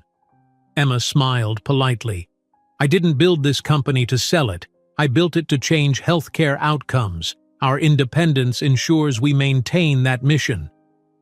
As Sullivan Tech's influence grew, Emma established a youth division specifically for the projects her sons and their academically gifted friends were developing. She hired dedicated mentors for each boy, recognizing their distinct talents required specialized guidance. Michael's application development accelerated under the tutelage of a former Google engineer. Matthew's mathematical abilities flourished with mentorship from an MIT professor who had once taught Emma. Mason's empathy-driven innovations benefited from the guidance of a developmental psychologist specializing in communication disorders. The boy's 10th birthday coincided with Sullivan Tech's expansion to international markets. Lin, whose business connections in Asia proved invaluable, orchestrated meetings with hospital administrators in Tokyo, Seoul, and Taipei. The celebration dinner afterward featured 3 identical cakes, each designed to reflect the distinct personalities of the triplets who were growing more individual by the day despite their identical appearances. "To the Sullivan-Chen innovations of the next decade," Lin toasted, raising his glass to the boys, "may they continue to improve lives around the world." 2 months later, the Sullivan Youth Division officially launched with its own dedicated office space within the company's growing campus. The triplets, despite their young age, were given appropriate titles and responsibilities, with adult supervision and structured limitations to ensure their education remained prioritized. Their first product, Michael's mind-match learning system, generated $17 million in revenue in its first year after being adopted by educational institutions nationwide. Matthew's mathematical models helped optimize hospital resource allocation during seasonal illness surges. Mason's communication system was implemented in 300 schools for special needs students. The fall of their 11th year brought another milestone, the groundbreaking for Sullivan Tech's permanent headquarters in Palo Alto, California. Emma had decided to relocate the company's main operations to Silicon Valley, recognizing the advantages of proximity to technology's epicenter. The ceremony featured the triplets cutting the ribbon together, their identical blue-gray eyes, Blake's eyes, serious with the understanding of what their mother had built. On the flight back to Boston, as the boys sketched new ideas on their tablets, Emma scrolled through news updates on her phone. A notification made her pause. Blake Montgomery had been named the new president of the National Association of Business Development, his perfectly composed face smiling from the screen as he promised to foster innovation and entrepreneurship across all sectors. While the Sullivan Tech expanded globally and her sons flourished as innovators in their own right, Emma didn't know that a seemingly routine letter inviting her to be the keynote speaker at a prestigious conference in New York would soon set in motion the meeting she had secretly rehearsed in her mind for 15 years. While the Sullivan Tech expanded globally and her sons flourished as innovators in their own right, Emma didn't know that a seemingly routine letter inviting her to be the keynote speaker at a prestigious conference in New York would soon set in motion the meeting she had secretly rehearsed in her mind for 15 years. The invitation arrived on embossed stationery one Tuesday morning, hand-delivered to Emma's minimalist office overlooking the Palo Alto Mountains. Her assistant, Vivian, placed it on her desk alongside the morning's priority emails and financial reports. The National Association of Business Development requests your presence as keynote speaker at their annual gala, Vivian summarized. It's quite prestigious. CEOs, venture capitalists, industry leaders. Emma opened the envelope, scanning the formal language until her eyes caught on the signature. Blake Montgomery, President, NABD. Her fingers stilled on the heavy paper, a strange electricity running through her body. The event is at the Plaza Hotel in New York, Vivian continued, checking her tablet. They're offering a substantial honorarium and covering all expenses. Who's the primary sponsor this year? Emma asked, her voice carefully neutral despite the thundering of her heart. Vivian tapped through several screens. Let me see. Montgomery Enterprises is the primary sponsor. Blake Montgomery became president of the association last quarter. She glanced up curiously. I don't believe you two have met, have you? Emma's gaze drifted to the wall of windows, where she could see the reflection of her 15-year-old sons crossing the Sullivan Tech campus. Even from this distance, their height, the set of their shoulders, and the precise way they moved marked them as extraordinary young men, and unmistakably Blake Montgomery's biological children. Not personally, Emma replied with a calculated smile, but it will be interesting to finally meet him. That evening, Emma stood in the doorway of her home office, watching the triplets hunched over their advanced physics homework at the dining table. At 15, they had grown tall, nearly 6 feet already, with the same chiseled features and storm-gray eyes that had once captivated her across a crowded bistro. Their dark hair fell in identical waves, though styled slightly differently to reflect their individual preferences. Michael, always the leader, looked up first. Mom, you've been standing there for 3 minutes and 17 seconds. Is everything wrong? Emma smiled at his precision. Not wrong. I need to speak with you all about something important. The boys exchanged glances, that silent communication they'd perfected since infancy, and simultaneously closed their textbooks. They followed her into the office, arranging themselves on the leather sofa while Emma took the chair opposite. You know that Lynn is not your biological father, she began. I've always been honest about that. 3 identical nods greeted her statement. She'd never hidden the truth from them, though she'd been selective about the details of Blake's rejection, softening the cruelty to protect them from feeling unwanted. Next week in New York, there's a possibility you might see your biological father for the first time. He doesn't know about you. He never wanted to know. Michael, analytical as always, leaned forward. Are you going to tell him about us? Emma smiled, the expression containing 15 years of carefully banked determination. I won't need to. Anyone who looks at you will know immediately. Matthew, the mathematician, tilted his head.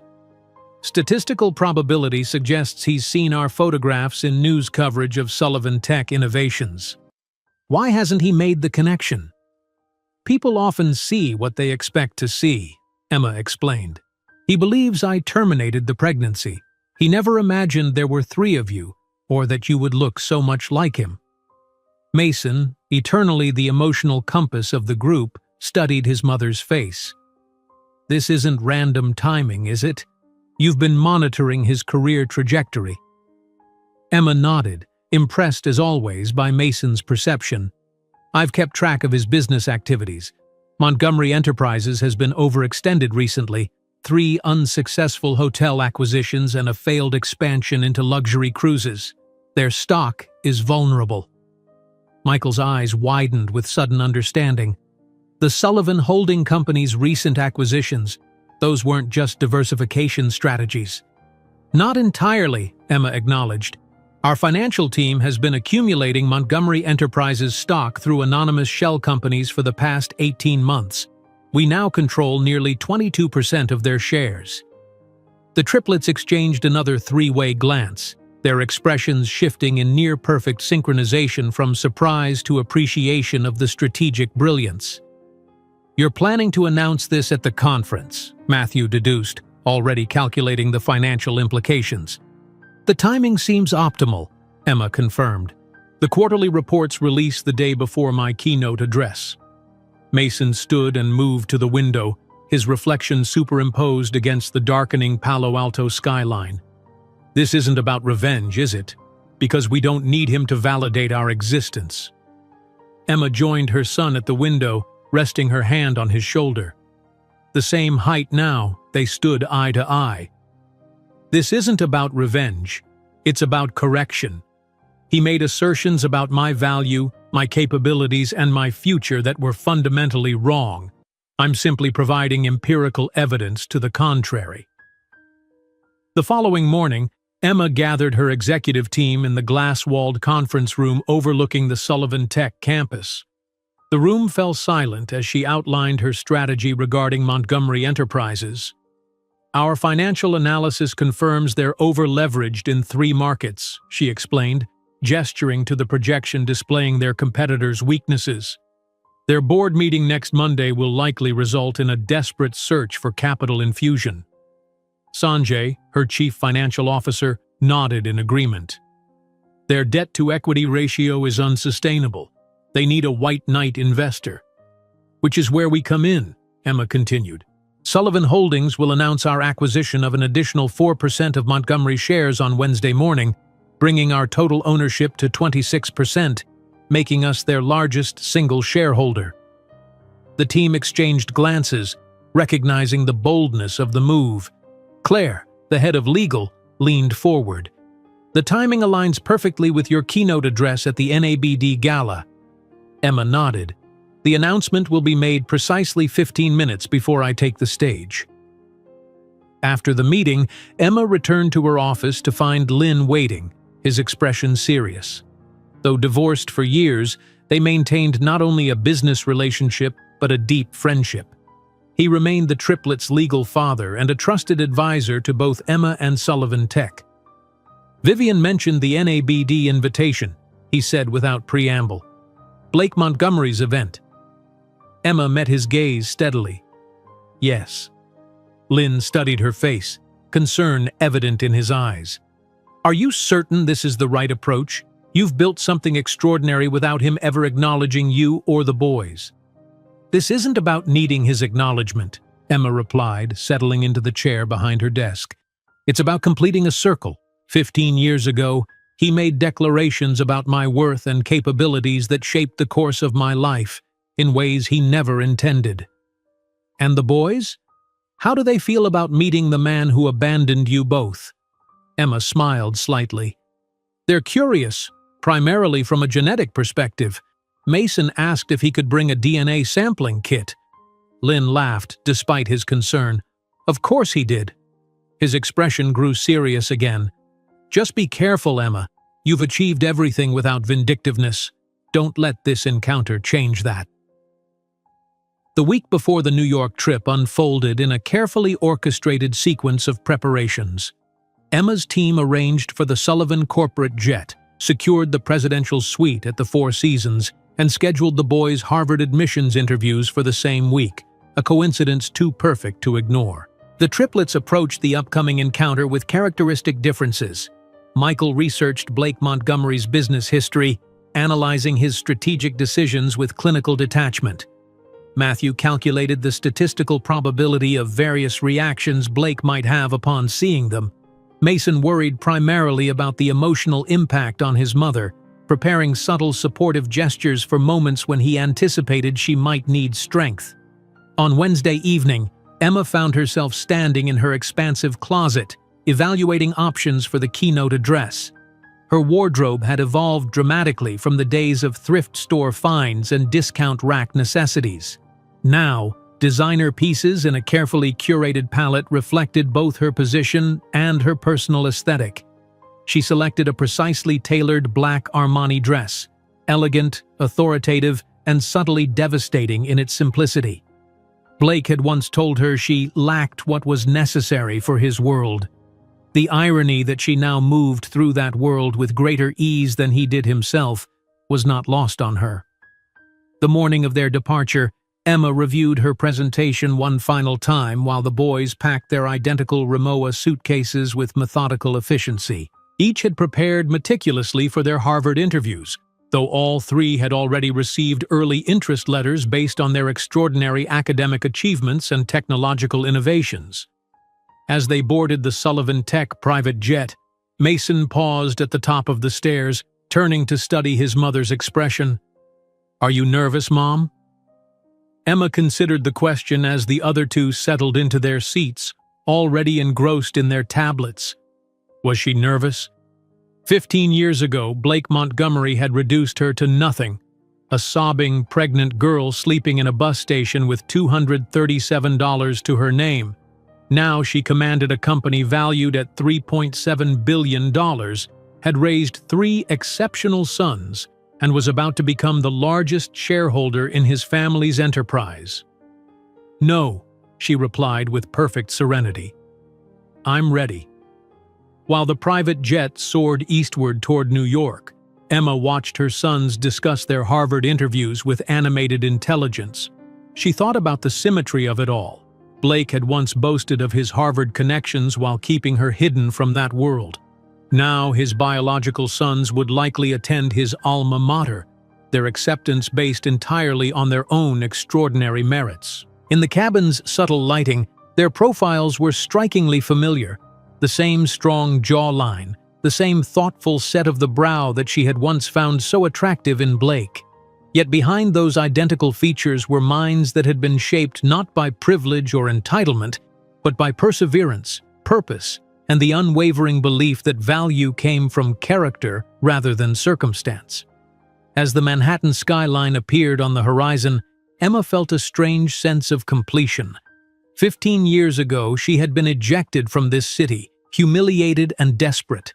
Now she returned triumphant, not through vindictiveness, but through the quiet, relentless excellence that had transformed a hastily written list of goals in a homeless shelter into the reality that surrounded her. While the plane descended toward Teterboro Airport, Emma thought about the expression that would cross Blake Montgomery's face when he realized who exactly would be delivering the keynote address at his prestigious event. More importantly, she thought about his reaction when he saw 3 15-year-old versions of himself walking confidently beside her. "Landing in 10 minutes, announced the pilot over the intercom. Mason looked up from his book, his intuitive gaze finding his mother's. "You're nervous, Mom?" "No," responded Emma with absolute certainty. "I'm ready." The descent into Teterboro was smooth, the Manhattan skyline glittering against the darkening horizon. As the Sullivan Tech jet taxied to a private hangar, Emma felt a strange calm settle over her, the tranquility that comes with absolute certainty. 15 years of building, planning, and rising had led to this moment. "We've arrived, Ms. Sullivan Chen," the pilot announced as the engines quieted. The sleek black town car waiting on the tarmac whisked them through the evening traffic toward Manhattan. Emma watched her sons' identical profiles as they gazed out at the city, a place they'd visited before but never with such significance. In the soft interior lighting, their features appeared even more strikingly reminiscent of Blake's. "The plaza looks exactly like its photographs," Matthew observed as they passed the iconic building where tomorrow's gala would be held. Constructed in 1907, French Renaissance chateau-style architecture, Michael added automatically. 282 guest rooms, including 60 suites. Mason, ever attuned to emotional undercurrents, simply reached across to squeeze Emma's hand. "Tomorrow will be interesting," he said quietly. Their suite at the Four Seasons occupied the entire 52nd floor, offering panoramic views of Central Park and the city beyond. While the boys settled in, Emma stood at the floor-to-ceiling windows, her reflection superimposed against the glittering cityscape. The frightened young woman who had once been expelled from this island now returned as one of its most powerful visitors.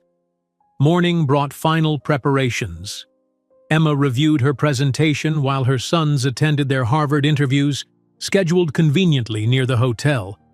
When they returned, their expressions were quietly confident. "The admissions director mentioned she's been following our work in neural interface development," Michael reported, adjusting his tie. "She seemed particularly interested in the applications for nonverbal autism patients." My interviewer asked about the mathematical models underlying our diagnostic algorithms, Matthew added. "I explained the matrix transformations we've implemented in the latest version." Mason, characteristically, had a different focus. "Mine wanted to know about the ethical framework we've developed for AI medical decisions. I think she was testing our understanding of human impact beyond the technology." As evening approached, Emma dressed in her carefully selected Armani, her chestnut hair arranged in an elegant chignon. The triplets emerged from their rooms in perfectly tailored suits, indistinguishable except for the subtle color differences in their ties: blue for Michael, green for Matthew, red for Mason. "The car is waiting," Vivian announced, appearing at the suite's entrance. "And the press release about the Montgomery Enterprises share acquisition goes live in exactly 43 minutes. The grand ballroom of the Plaza Hotel embodied old-world opulence, crystal chandeliers cascading from ornate ceilings, tables draped in white linen and adorned with elaborate floral arrangements, waitstaff navigating the space with practiced precision. 400 of America's most influential business leaders mingled, the combined net worth in the room exceeding the GDP of many small nations. Blake Montgomery stood on the stage, commanding attention with practiced ease. At 42, he had aged well, hair slightly silvered at the temples, face maintaining its chiseled handsomeness, body kept trim by expensive personal trainers. His bespoke tuxedo whispered of privilege and tradition. "And as the new president of the association, I'm proud to announce our initiative to incubate startups led by minorities and women," he was saying, voice resonating through the state-of-the-art sound system. "Montgomery Enterprises has always believed in equal opportunity." Emma stood just outside the ballroom's grand doors, her sons positioned behind her. Through the small gap, she could see Blake gesturing emphatically, his audience nodding in appreciation of sentiments that felt hollow given what she knew of the man behind them. "Ready?" she asked softly, not turning around. "Ready?" 3 voices confirmed in unison. The doors opened silently. Emma entered first, her stride confident and measured. The triplets followed, their height and bearing drawing immediate attention. Conversations faltered as heads turned, gazes moving from Emma to the 3 young men behind her, recognition and confusion dawning on faces throughout the room. Blake continued speaking, unaware of the subtle shift in atmosphere. "That's why I'm especially honored to introduce our keynote speaker tonight, a visionary in technology whose work has revolutionized modern medicine." His eyes scanned the crowd as he spoke, finally landing on Emma. For a microsecond, something flickered across his face, a ghost of recognition quickly suppressed. But when his gaze moved to the three young men behind her, Blake Montgomery, for perhaps the first time in his adult life, lost his composure completely. The sentence died on his lips. The microphone captured his sudden intake of breath, the sound amplified throughout the ballroom. 400 guests, puzzled by the abrupt silence, followed his stunned gaze to the Sullivan Chen family, now taking their seats at a table near the stage. As I was saying," Blake attempted to recover, hands visibly trembling as he shuffled his notes. "Our keynote speaker, Emma Sullivan Chen." Applause filled the room as Emma ascended the stage with practiced grace. As she passed Blake, the subtle scent of her perfume, the same she had worn 15 years ago, triggered a visible flinch. "Thank you, Mr. Montgomery," she said into the microphone, her voice melodious and controlled.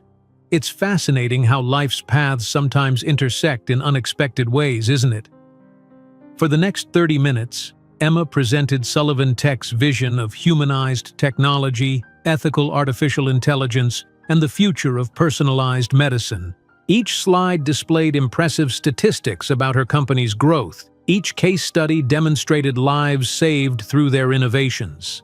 With every achievement she outlined, Blake seemed to sink deeper into his chair at the head table, his eyes fixed alternately on her and the three identical young men in the front row. Vanessa Montgomery, seated beside her husband with diamonds glittering at her thin neck, noticed his strange behavior. Her eyes narrowed as she tracked Blake's line of sight to the triplets, who were politely applauding each point of Emma's presentation. "And that's why Sullivan Tech has recently expanded its advisory board to include young leaders," Emma continued, approaching her conclusion, "including my sons, who at 15 have already developed technologies benefiting thousands of children." The spotlight shifted to illuminate the triplets, who acknowledged the applause with poised nods. The resemblance to Blake was now unmistakable to anyone looking, the shape of their faces, their eyes, even the way Michael slightly tilted his head while smiling. At the head table, Vanessa Montgomery gripped her husband's arm with sudden force. "Blake, who are those boys? Why are they looking at you that way?" Emma delivered her final revelation with perfect timing. "As my financial team should be officially announcing at this moment, Sullivan Tech Innovation Holdings has just finalized acquisition of 26% of Montgomery Enterprises shares, making us the largest individual shareholder. We look forward to a productive collaboration with the current leadership, for as long as it remains." The ballroom erupted in murmurs. Blake stood abruptly, knocking over his champagne glass, the golden liquid spreading across the white tablecloth like a slow-motion spill of his family's fortune. "This is some kind of joke?" he shouted, forgetting decorum entirely. "You can't just appear after all these years and—" 15 years to be exact, Emma interrupted, still at the microphone. "Long enough to transform a worthless waitress into your boss, apparently." Photographers from the Wall Street Journal and New York Times, present to cover the gala, captured the scene in rapid bursts of flashes, immortalizing the moment for tomorrow's front pages. Blake stormed toward the stage, attempting to grab the microphone, but Emma calmly handed it to an event organizer and stepped away. In the backstage area, shielded from the confused crowd, Blake finally caught up with her. "What do you think you're doing?" he demanded, voice tight with barely controlled rage. "Those boys, they're your biological children? Yes, the same ones you paid me $10,000 to solve the problem. Triplets, actually. Quite a surprise, wasn't it? For me, too." Blake ran his hands through his perfectly styled hair, disheveling it for the first time in years. "Why didn't you tell me? I had a right to know." Emma laughed, a genuine sound of disbelief. "A right? You literally had me escorted out of your building. You said I wasn't Montgomery material, that I lacked education, connections, or value." From the ballroom, now in complete chaos, Vanessa Montgomery emerged into the backstage area, followed closely by the triplets, who observed the unfolding scene with scientific curiosity. "Blake, what is happening? Who are these boys?" Emma extended her hand to Blake's wife. "Mrs. Montgomery, I presume. I'm Emma Sullivan Chen." These are Michael, Matthew, and Mason Sullivan Chen, or Montgomery if you prefer biological accuracy. Vanessa recoiled as if physically struck. Blake? It's not what it looks like, he stammered, face flushed. It was a long time ago, before us. 15 years, 4 months, and 16 days, Matthew offered helpfully, calculating from our birth date and average gestational period for triplets. Vanessa tore the diamond necklace from her throat and threw it at Blake's feet, the precious stones scattering across the polished floor. You told me you had no children, that you wanted to start a family with me. The triplets watched the scene unfold with identical expressions of analytical interest. Michael finally approached Blake, studying the man up close. Interesting. We have the same earlobe shape. It's a dominant genetic trait. Mason added his observation. And the same melanin distribution in the iris. Grayish-blue, partial heterochromatic pattern. Blake stared at the young men, seeing his own image tripled. You're extraordinary. Yes, Emma agreed, her voice steady. And they grew up without needing a penny of your money. While the New York Times first edition was being prepared with the headline that would define the next decade in business circles, Emma knew that the real test would come tomorrow, when her sons would finally have the chance to ask their questions of the man who had never wanted to know them. While the New York Times first edition was being prepared with the headline that would define the next decade in business circles, Emma knew that the real test would come tomorrow, when her sons would finally have the chance to ask their questions of the man who had never wanted to know them. Dawn broke over Manhattan with unforgiving clarity, bathing the city in harsh golden light that seemed to illuminate every truth, no matter how long buried. Emma stood at the window of the Four Seasons suite, watching the city awaken while her phone buzzed incessantly with notifications. The New York Times headline glared from her screen. Confrontation at the Plaza. Sullivan Tech CEO reveals secret children of Montgomery magnate. The accompanying photograph captured the precise moment of Blake's recognition, his face frozen in shock as he stared at 3 younger versions of himself. The article detailed how the brilliant tech innovator Emma Sullivan Chen had revealed her triplet sons to their biological father, while simultaneously announcing her company's acquisition of controlling interest in his family enterprise. In his penthouse apartment 20 blocks away, Blake Montgomery sat alone, phone disconnected, television silenced, the morning papers scattered across his marble coffee table. Vanessa had departed for their Hamptons estate at 2 a.m., her hastily packed Louis Vuitton luggage accompanied by a terse statement that her attorney would be in contact. The perfectly controlled life he had constructed was disintegrating around him, pixel by pixel, like a corrupted digital image.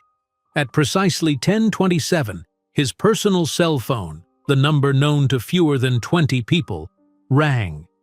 Blake stared at the screen, not recognizing the number. Desperation for human contact overrode caution. Blake Montgomery, he answered, voice hoarse from a sleepless night. The boys would like to speak with you. Emma's voice, cool and professional, carried no hint of triumph or anger. We'll be at the Four Seasons at 2.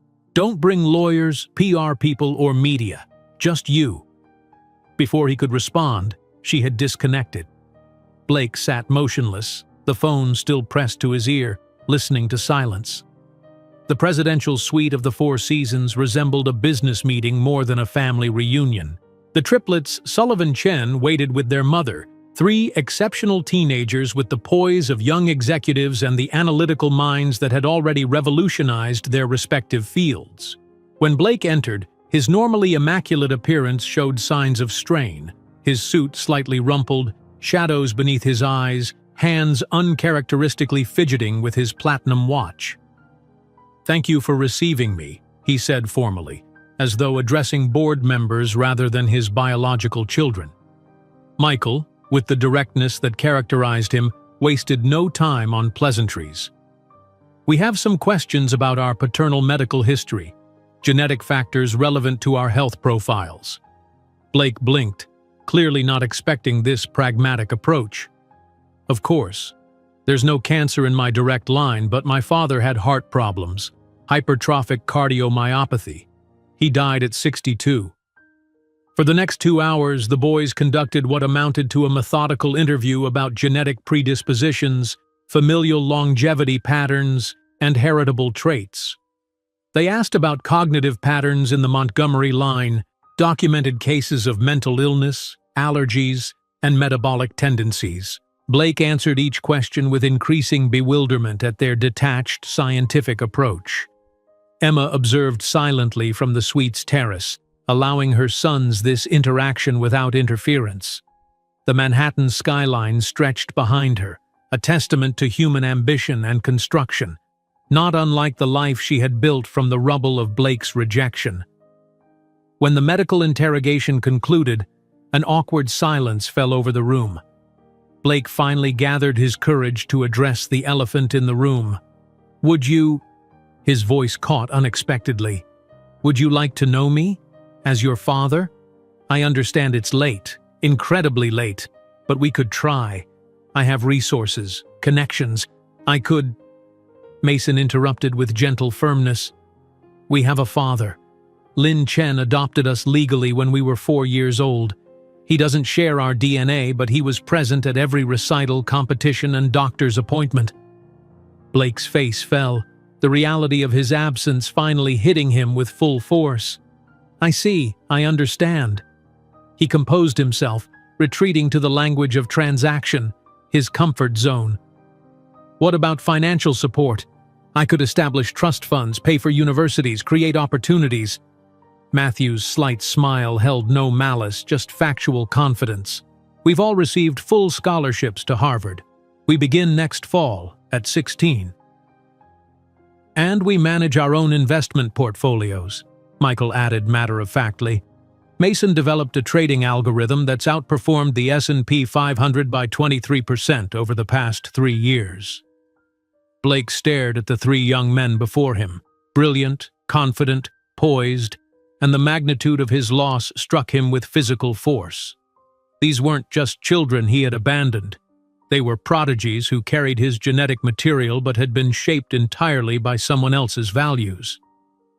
"Emma," he finally addressed the woman watching from the terrace, "may I speak with you privately?" When the triplets had retreated to the adjoining bedroom, Blake seemed to deflate, the carefully constructed facade of powerful businessmen crumbling to reveal the frightened man beneath. "I made the worst mistake of my life that day," he said, voice barely above a whisper. "Not a day goes by that I don't think about what might have been different."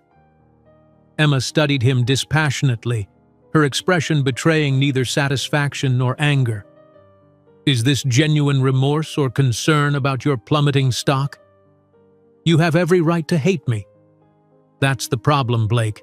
I don't hate you. That would require you still having emotional significance in my life." Through the suite's windows, Manhattan's skyline stretched endlessly. The same city where 15 years earlier she had slept in a bus station, pregnant and homeless because of the man now seeking absolution. "What do you want then? Revenge? My company? My reputation?" Emma smiled for the first time. "None of those things. I want you to understand something fundamental. That $10,000 check was the best gift you could have given me." "How's that?" Blake asked, genuine confusion crossing his face. "It showed me exactly who you were, and it allowed me to raise 3 extraordinary young men who will never be like you. Men who will never measure someone's worth by their social status or bank account." Blake wiped away an unexpected tear. "And what happens now? With the shares you bought?" "Business is business. Sullivan Tech will remain the majority shareholder in Montgomery Enterprises. Our executives will join your board next week. You'll continue as CEO for now. And the boys? They know who you are biologically. If they want any relationship with you in the future, that will be their decision, not mine." When Blake left the suite, he found the triplets in the corridor, animatedly discussing a new programming language they were developing. They paused, looked at him politely, and Michael extended a business card. This is my contact information in case you want to forward those detailed medical records we discussed. It would be scientifically valuable. Blake took the card, noting the Sullivan Tech Innovation Youth Program logo. You work for your mother's company? No, Matthew corrected. We have our own division. We develop assistive technologies for children with disabilities. With $17 million in revenue last fiscal year, Mason added quietly. When the elevator arrived, Blake entered and turned for a final look at the three versions of himself. Younger, but with something he had never possessed. Purpose beyond profit, compassion beyond appearances, and an integrity no fortune could purchase. As the doors closed, Blake Montgomery understood the true meaning of poverty for the first time. Not financial poverty, but the spiritual bankruptcy that had led him to discard what could have been the greatest treasure of his life. That evening, as Montgomery Enterprises' board of directors convened an emergency meeting, Emma and her sons boarded the private jet back to California. There was no vindictive triumph in her expression, only the serenity of someone who had finally closed a painful chapter. "Are you okay, Mom?" Mason asked, always the most sensitive of the three. Emma smiled, watching Manhattan's lights diminish through the aircraft window. "I'm at peace. Finally." 15 years earlier, a man had declared she had no value, education, or future. Now, Emma Sullivan Chen commanded a technological empire, had raised 3 extraordinary sons, and had just added his company to her portfolio. Not out of revenge, but because, in the end, she had proven the only thing that truly mattered, that a person's worth is never measured by those who reject them, but by how they rebuild themselves from the ruins. If you enjoyed today's video, I'm sure you'll love the next one. Don't waste time. Just click on the screen.